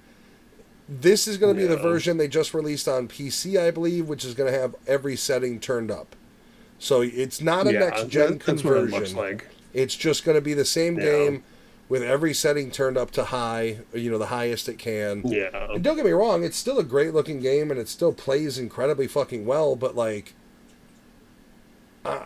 I'm so mixed on this whole thing because then Red Dead Redemption 2 gets talked about. And it's Right. like, when are we going to get a console next gen version of that? And it's like, here's the thing. I agree. Rockstar should have already had patches for Red Dead Redemption 2 that brought up the resolution and brought up the frame rate to 60 frames a second. However, everybody who's bitching about console limitations, time to get a PC. Yeah. If you have a PC, you've been playing Red Dead Redemption since 2019 or 2020 at its full fucking capacity. And I don't think they've added ray tracing, but frankly, that game doesn't fucking need it. Their engine they have is so beautiful that ray tracing is going to do nothing but destroy it. Now, GTA 6, apparently they have ray tracing hard coded into it. So eventually, when it comes out on PC, it's going to be one of those games where ray tracing is going to be a required setting in the lighting. I guarantee you. Right. Yeah. And there's some speculation from some people that this is kind of Rockstar hitting the panic button going, oh crap, we had to, we delayed Grand Theft Auto 6. Quick, put something out that we can give them. Put something out they want. Like, big whoop. Right. you know what people want more than Red Dead Redemption? Because, like I said, last year, Switch, PC, PS4 had already released. It's been on 360 in the back compatible market for how long? People want a GTA 4 remaster that actually works. Yep. That's what I see online. Every time I see the announcement for the Red Dead Redemption 1 is coming to Netflix Gaming, every single comment underneath it is, who gives a fuck? Give us GTA 4 and give us a working version. Not even the PC version of GTA 4 runs well. Right. So, like, if you really wanted to give fan service, give GTA 4 and its DLC, the Battle of Gay Tony, and the Something in the Dam, the biker DLC, give it all in a remastered bundle. Do you not realize people will pay $60 for that? Right. I think if you release it on PC, it needs to be a free update or like an upgrade. But hey, yeah, because PC market, you're literally going up against people who have already made mods for your game that are doing what you should do. Right. All right. Well, I do think that is pretty much all I had. Did you have anything else we wanted to talk about? I don't think so. I mean, we talked about Call of Duty, which it's just, it's one of those things where if it wasn't on Game Pass, I wouldn't be playing it this year. Like, it's not something that's worth spending money on anymore, and I think it shows if you look at the Steam levels. Battlefield had at launch, I think, 700,000. I think Call of Duty's still under 100. Like, there's been a lot of comparisons of essentially Arc Raiders player count is double that, if not more, on Steam. What that tells me is not necessarily less people are playing it.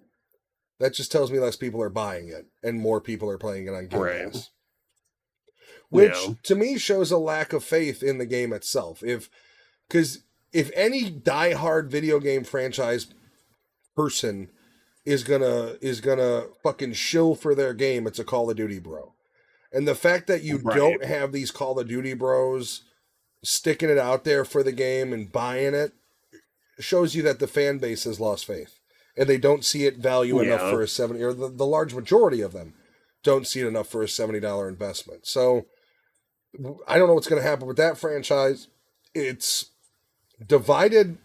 Call of Duty always divides gamers. This time they've divided their community. So they've got some reckoning to do. Game Awards, we talked about that. I think the whole thing is then you have this streamer awards that's going on that is 70% viewer voted, but 30% panel control voted. Popular streamers for both Kick and Rumble were excluded. So it's just another bullshit streamer awards that is there to fucking push up everybody's ego without listening to the actual fans. I mean, I'm just going to say this. All of these big level streamers, or not all, most of these big level streamers that are having these crazy numbers are view botting. It is what it is. I think guys like Peanut, just really fucking hot right now. I think, but these in real life streamers, whether it's Kai Sanat, iShowSpeed, Aiden Ross, any of these fucking guys are all view botting. You're all, the community is being manipulated into voting for people that, what was her name? Emirath just bitched on Twitter about she misses when streaming was about gaming. And you're talking about one of the people who are responsible for Twitch streaming turning into bitchy little clips and showing off their asses on stream. So it's all fucked up. I think the Streamer Awards itself needs to be shit canned, whatever they're putting it on. I think let the audience dictate by who they're watching by watching them. I'm tired of people in position of power to tell us, the viewer, who's best. Enough. Right. Things need to be organic. I think Queso's rise was pretty organic, but now, I don't know. I don't know how organic it was because he fell off quite quickly. There's a lot of things going on in the streamer market that I gotta be honest with you, it's hard. It's hard to be a small streamer, and I don't mean to say this with any ego, but you're watching streamers that are huge. Or even if they're huge, just more successful than you are, and you're like, I'm not the greatest, but my content's better than this. And it's hard, it's deflating to watch that and see what people gravitate towards while you're still sitting at, if you're at single digit numbers, or even if you're at 10 or above, it's difficult, and it's frustrating to the point of, I think your average small streamer, looks at this shit of kind of like, fuck it, I don't care. There's no way on earth I would be brought into this conversation anyways, and I'm not going to be told who's better than me. And I think you're just gonna develop anger and fucking resentment from the small streamers, because it's a bubble that's eventually gonna pop as far as who's being watched. Yep. I don't know if streaming is gonna die out because we've kind of hit that culture of people like watching other people do shit, but these people that are getting crazy numbers, there will be a bubble. At some point, people are gonna wake up and go, "Why the fuck am I donating $5 to a millionaire?" Right. And that's your bubble. Right. And the other thing too is that I think that brands in particular, and actually I was at a panel that this got talked about at TwitchCon, brands are going to realize too that, like, hey, I'm trying to sell my shit to person X who has, a couple 100,000 people watching at a time, and I get, maybe like, and I forget what the specific numbers were, but they had metrics to back it up.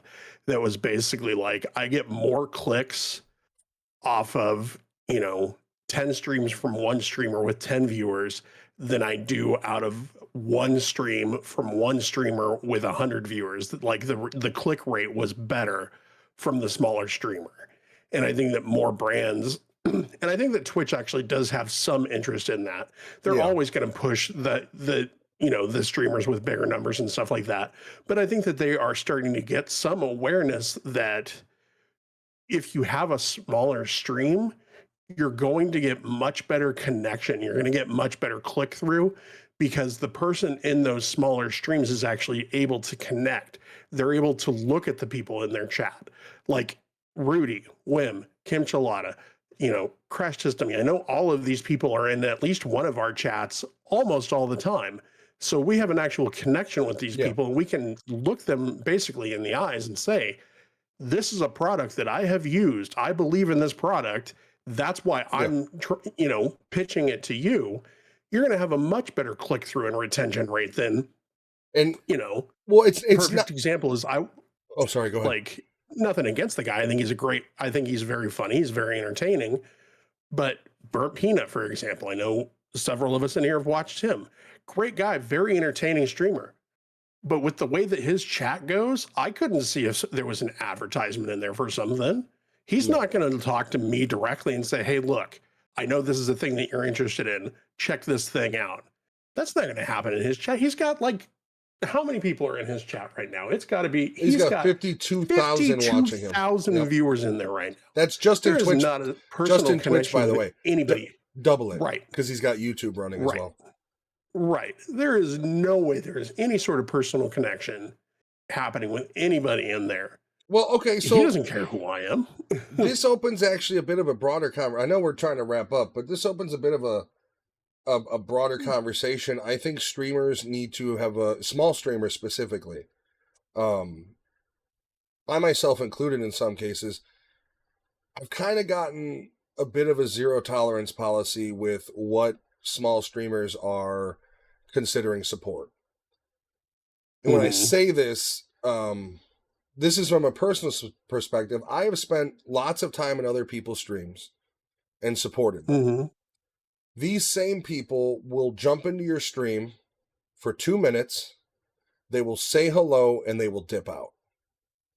And they will consider that support. I think a lot of this is largely to blame for these Discords that have the check-ins, where it's not like a fun, like I have like an Order of the Nerds check-in, like not like a fun, like, hey guys, thanks for showing up. A check-in system on Discord where it's, if you post your link here, then you have to, within this week or this day or whatever, make sure you're posting that you supported this and this streamer, which usually translates to you jump in the stream for a second, you say hello, they acknowledge your chat, you jump out, I check marked, I can continue posting in this Discord, my live notification.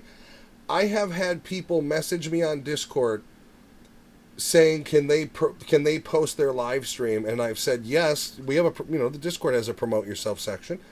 And then they've had the fucking never talk to these people, by the way. They have the fucking balls to then go, can you just set up a webhook in your Discord to post when I go live every time? We've dealt with this. So, like, there is a huge fucking problem right now in small streamers and what is support. And the problem with this, the real problem comes down to, if you're not actually supporting each other, you're not actually building a community. And it will not actually help anybody with their numbers. And once again, if it's numbers we're talking about, then Man with Two Brains remembers it. If it's pure numbers you're talking about, you're doing it wrong. I think personally, my philosophy is I don't grift, and I do want to get to know my audience. If I see you in my chat every single stream, or not even, if I see you as a regular in general, you and I are friends. There, somebody like a person, UTA Vet is somebody who comes around my stream quite often. We're friends. Right. He can come in, and when he joins, how's your family? How is your weekend? How's everything going? Right. And I think your small streaming community is losing that a little bit. I think, or at least a lot of them, and not all of them, but I think there's a big push right now where even in the small streaming community, it's very robotic, and it's very, I said hi to you, I supported you, that's support. And in my opinion, it's not. Right. It is, think about a social situation. Somebody's having an art gallery, is supporting them showing up, shaking their hand, and then walking right the fuck out of the door? Or is supporting them looking around, looking at all the pieces, discussing it with people, discussing it with the artist? That's support. So, something needs to happen in the small streamer community to rebuild what we've kind of lost in the idea of supporting each other. It's gotten out of hand of just this very transactional. And I myself have gotten to a point where I'm not transactional. But if we're going to be doing this type of thing, then I will not be showing up. Because that's not what I'm not here for click. I'm not here for you scratch my back, I scratch yours. I'm here to entertain people and hopefully develop, even if it's, let's say, a shallow connection to your audience member, you still develop some kind of connection. Otherwise, why in the fuck would they give a shit to return to your stream? Right. And we that's one thing that I, right. And that's one thing I go on Reddit and, I'm not joined to a lot of subreddits, but I click into ones occasionally and read stuff. And that is one of the big things that I have noticed pretty consistently across a couple of different Twitch communities is there are so many people doing follow for follow. And I'm just like, okay, I'm not even a big streamer and I know that's not the way to do it. If you want to try and do it that way, like more power to you. But just because they're following you doesn't mean that they're actually going to show up to your streams. It doesn't mean that they're going to be in there. That is purely a transactional thing. You are, you're following each other. That's great. Follower numbers aren't the metric on Twitch. I'll put it this way. I know somebody with 1,000+ followers that gets under 20. If we are looking at this from a percentage ratio, that is abject failure. So you can't look at your follower count. I got 4 kids to feed. It's part of it. Like, it feels good to get 1,000 followers, sure, or more, or whatever you got. Yeah. But do a ratio and say, well, if I've got 1,000 people following me and I have 5 people, 10 people watching me, or hey, I've got 30 people watching me, but 4 chatters. Like, part of the problem, I think, is we've broken down streaming to purely numbers. It's purely number. And don't get me wrong, we're all in it to try to make money. I think most people are in it to, at some point, make money. Some people are just lonely and they want the connection. Some people, they just want to do it for funsies. I think your average streamer who is putting in hours, not just somebody who goes live once a month, but somebody who's actually putting in hours, is trying their best to make a business out of this. And it is one of the most jam-packed, competitive, hard industries to break into. And my big thing is the people that are breaking into it, why? Because when you think about who's big in streaming, not the Burnt Peanut, he's huge for a reason. He is genuinely entertaining. But think about some of these huge fucking streamers and try to watch their content for more than 20 minutes. And then start to wonder how they got so... Like, for me, I start to wonder how they're so popular. I start to look and go, how the fuck do they have these numbers?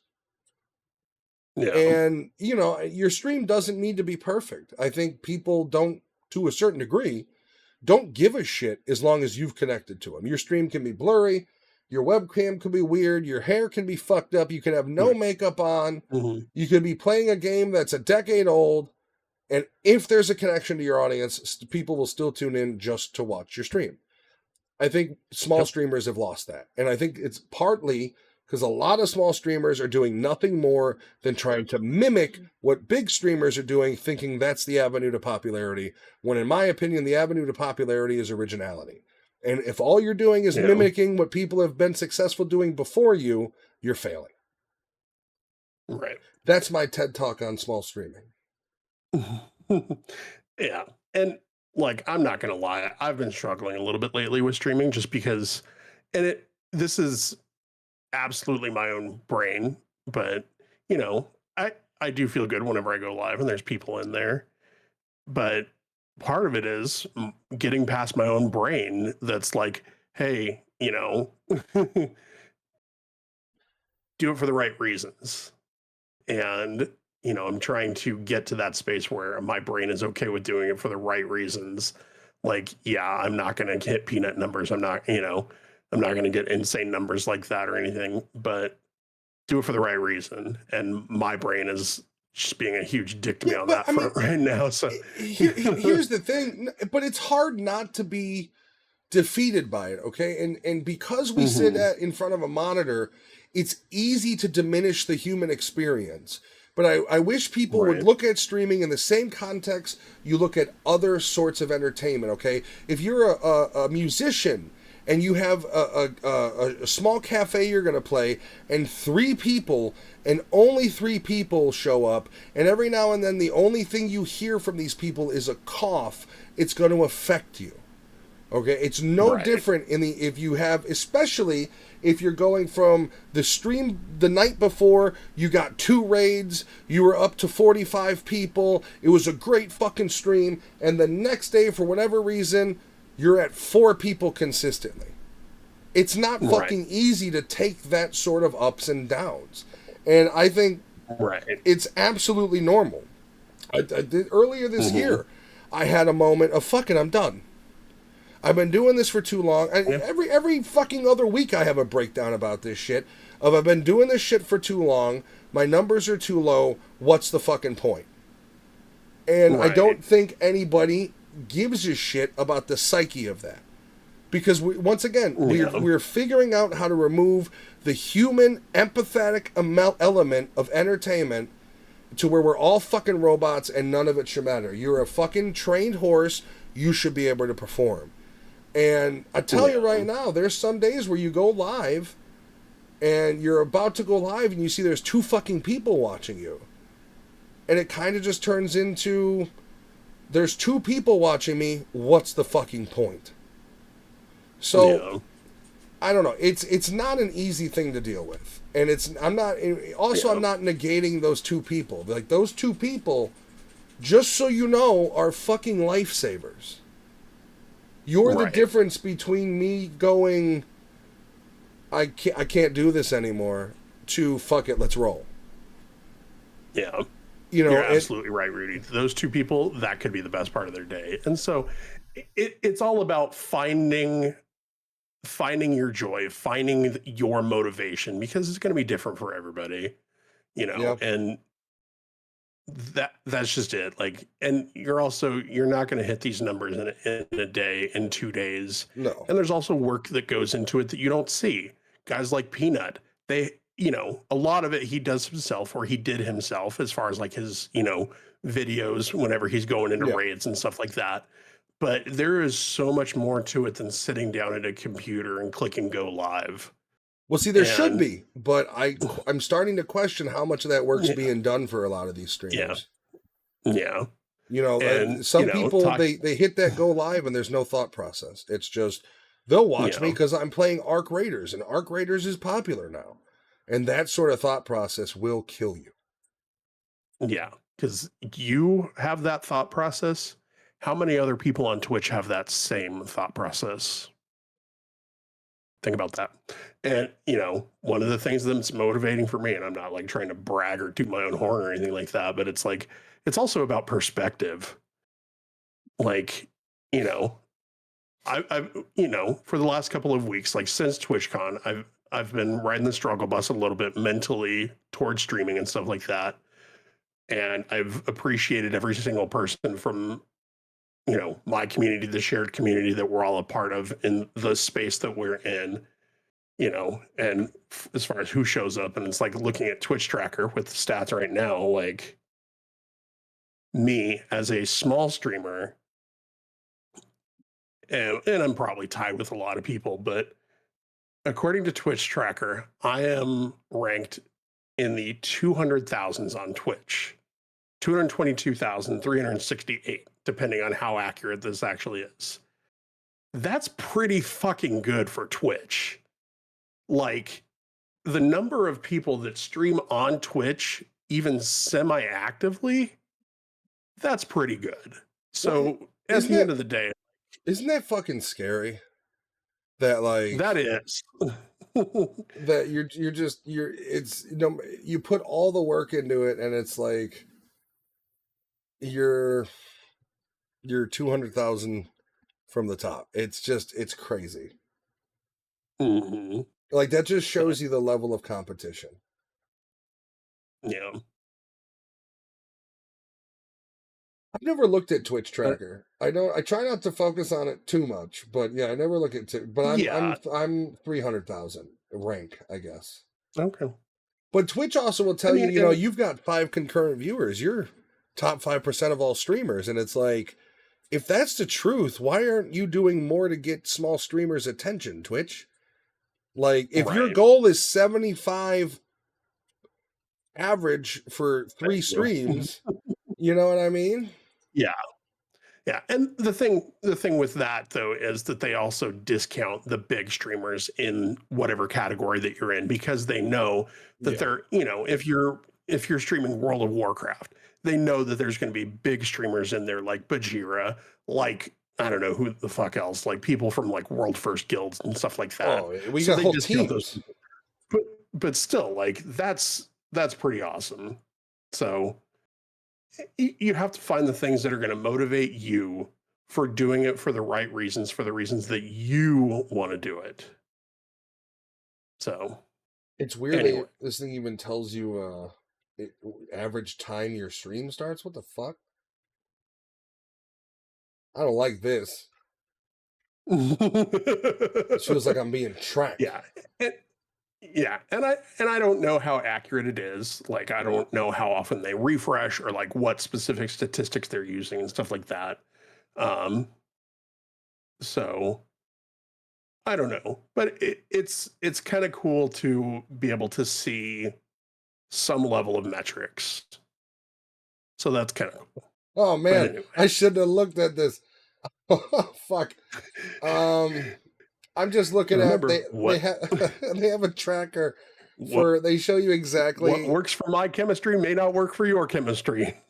they show you exactly like so they have like this grid thing for the different months, like I'm assuming each week per the month. And I could see Mhm. in 2023 where I had the infection in my chest because from April to June, no streams. And then I see last year when I almost died from July to September, no stream. It's Yeah, it's triggering to say the least.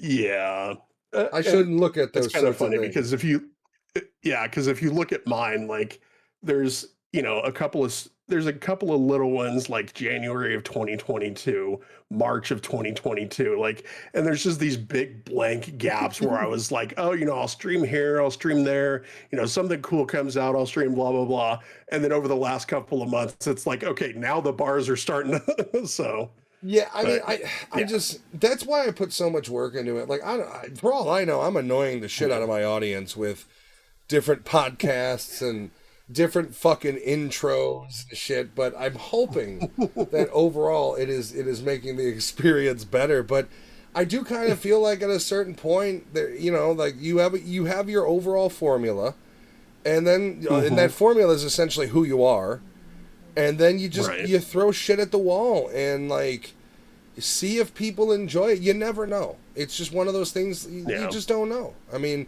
I'm not a big fan of the in real life streaming thing. Like, I don't think I'd ever want to go over to that spectrum. But like Rudy and I were Those talking about. like those people were annoying as shit at I mean, TwitchCon.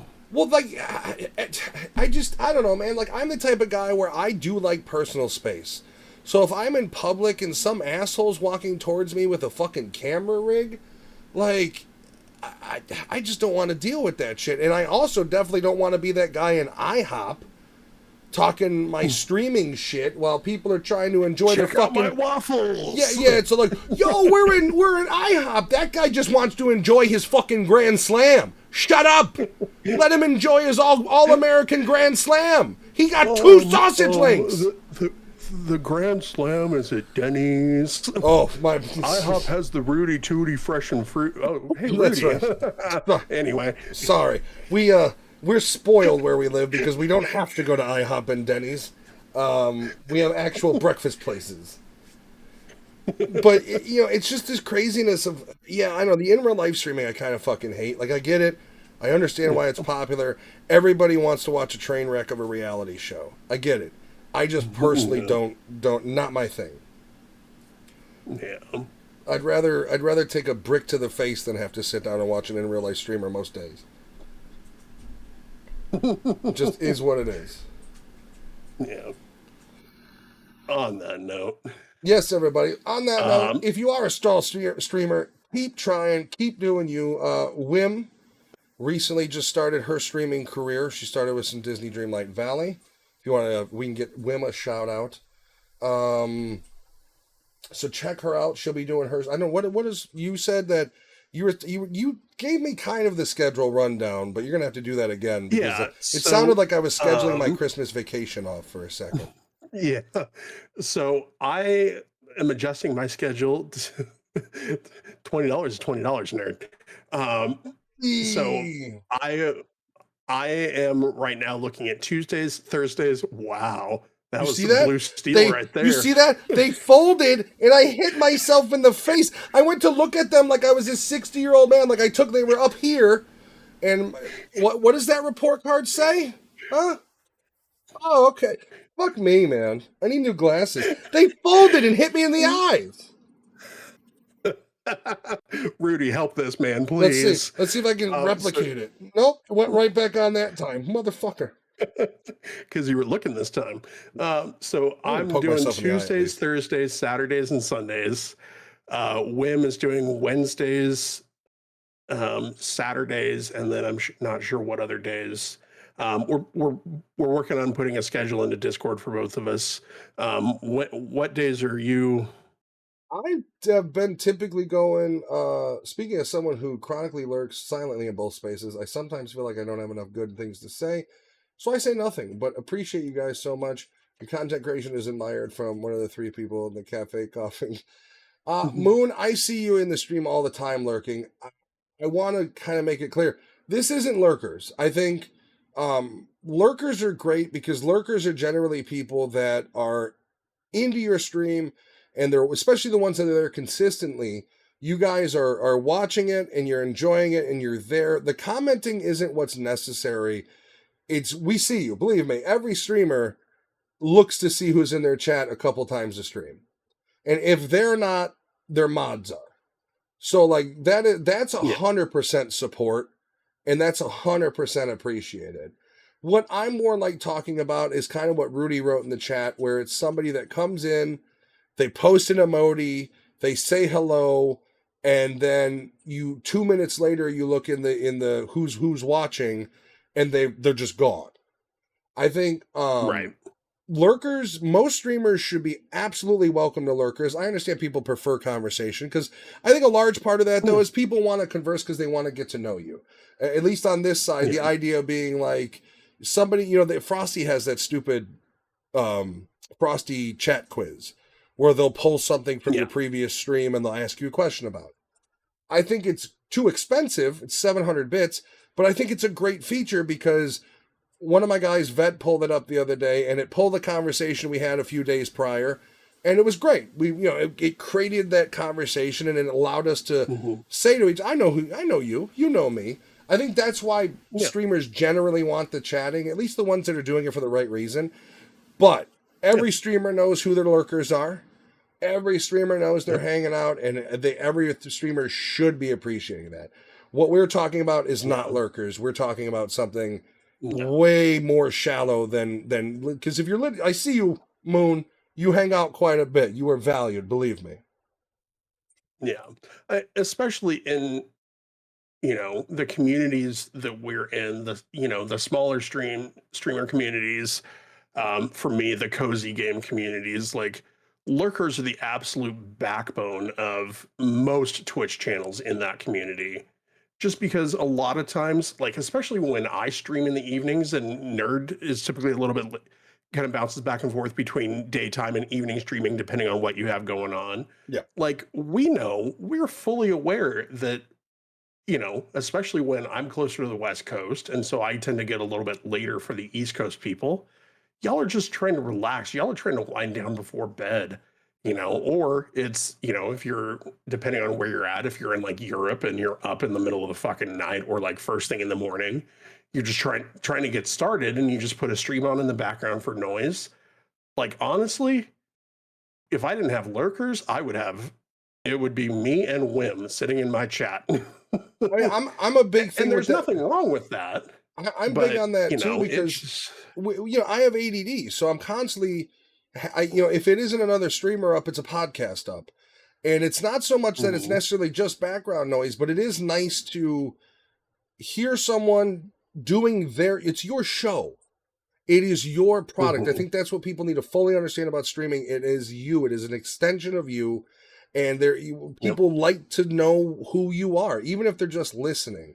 And Yeah. I myself will do tons of video editing and shit like that while having other streamers up. And then if I hear something in the conversation that I want to respond to, I'm a talkative guy.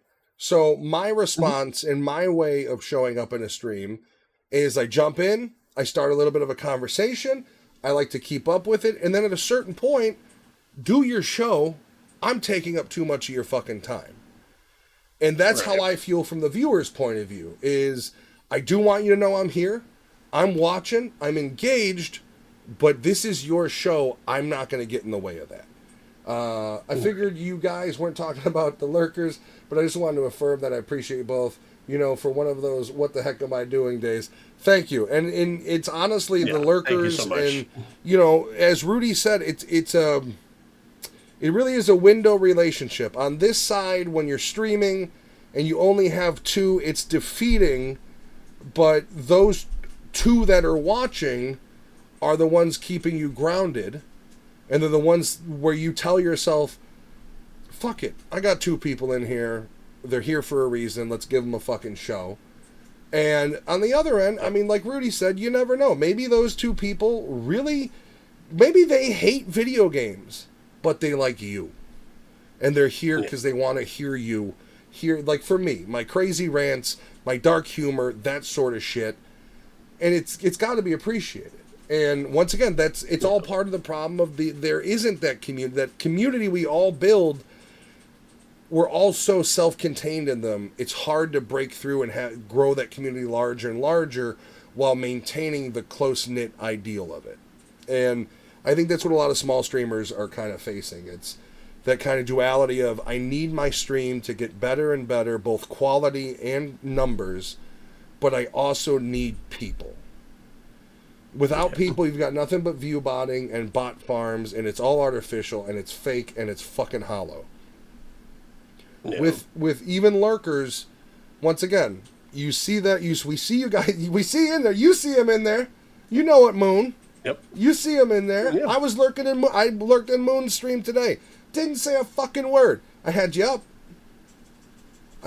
So like, it's all part of it. We are very much talking about the this new movement of just fake support is what I'm going to call it. This support of like, hey, I'm here, but I won't be 30 seconds from now because now I'm watching a YouTube video.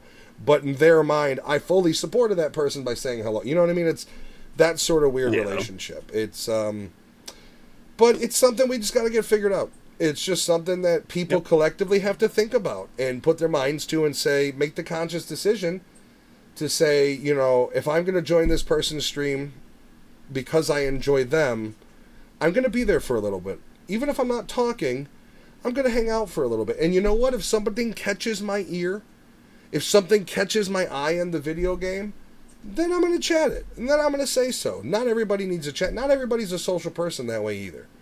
Not everybody wants to run their mouth. And some people, including me, they got their Twitch stream watch streak. But some people, including me, like I said, I feel like once I get on a roll chatting in somebody's stream, I need to pull it back because I'm not there to take over your content.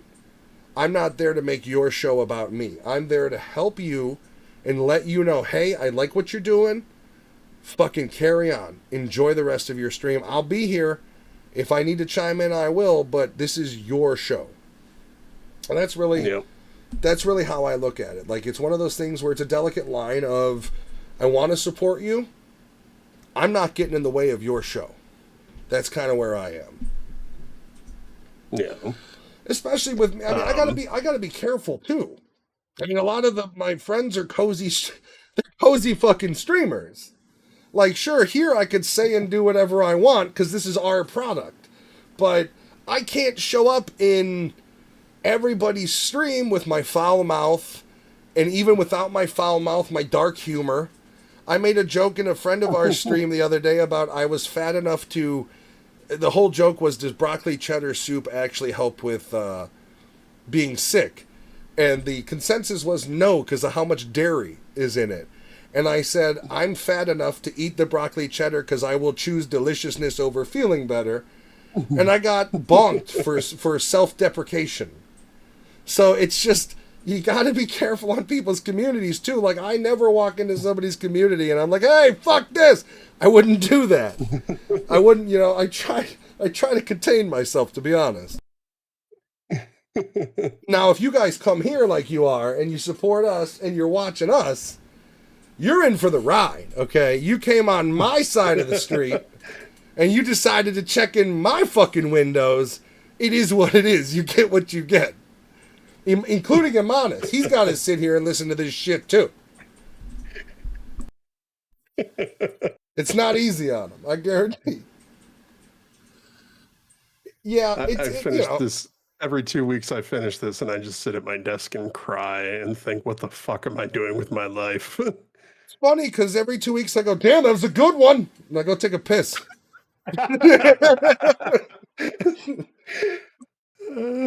I like to think that line doesn't, I mean, there's a line in my stream, but I do treat my stream basically like it's kind of like old school comedians. You can come in there, feel free to bust my balls, feel free to bust anybody's balls, feel free to say almost anything you want. However, you are going to get a reaction. You're in my world, it's going to be my reaction. It might not be, depending on what you're saying, it may not be a good reaction. Come, balls, see, like I said, we need to ban her. What am I doing with my life? You're in my world, Grandma. Oh, your fingers hurt? Well, your back's going to hurt because you just pulled landscaping duty. That's where you're at. I have a free speech tag in my stream because I do want people to feel 100% comfortable saying whatever the fuck they want. That way, if somebody comes in my stream and outs themselves as a total piece of shit, they're going to get fucking blasted. That's how I handle it. I am a confrontation specialist. I should put it on fucking business cards. I think you just found your tagline for the next stream start. Yeah, conversation specialist. No shit, right? Fuck. Kim's been in there. She came at me the other day. She got hers. She got her sick burns. She had to go to the burn unit, put some ice on it. It is what it is. I'm like icy hot. I go on, little bit of heat, little brash, and then I cool and soothing until I eventually blow up again. Which is how it works. All right, everybody. We're gonna as long as Imanis doesn't have anything to say. I think he's kind of looking at me like, I think I'm done for the night. He's looking at the camera like, I just want to turn off the camera and cry. It's about that time. I can't do this anymore. I'm going to get a Discord message after the stream. I'm out. I'm out. It's done. I can't keep this up. No matter how happy my back rate, sun's getting low. Sun's getting low. I won't even know. I'm going to pretend like I don't know what it means. Just be like, what? So I'll see you in 2 weeks, right, buddy? Yeah, it'll literally be 2 weeks from now, and an hour before the stream. What do you got today? That's how that. He'll just be like, and then this is the problem. You'll be in the background going, ugh. All right, we could talk about a little about Fortnite, and he's gonna get sucked back in. That's how that's gonna work. All right, everybody, have a great night. We've kept you for too late. This was supposed to be a shortish episode. Have a great evening. Thank you for watching. As always, I am with Imanis. I am Nerditude. My schedule, real quick, is Monday, Tuesday, Thursday, Friday, Saturday at this point. Mainly 7:30, 8 o'clock CST. 8 o'clock. Freud would have something to say about that. Well, Freud fucked his own mother. Or he wanted to. But yes, thank you, everybody. We will see you. Actually, we are planning on seeing you Tuesday, right? Or yes. Hopefully yes, we Tuesday. Are playing, I don't know what we're playing. We have options. What would you guys like to see? Some things that we're thinking of is I do own Split Fiction. I do own A Way Out, which is the first game from the Split Fiction developers. It's about a prison break. There's always Fortnite. So, yeah, Tuesday's the plan. We'll let you guys know for sure for the next Split Screen Co-op gaming stream. And then beyond that, we'll be back in another couple weeks for the podcast.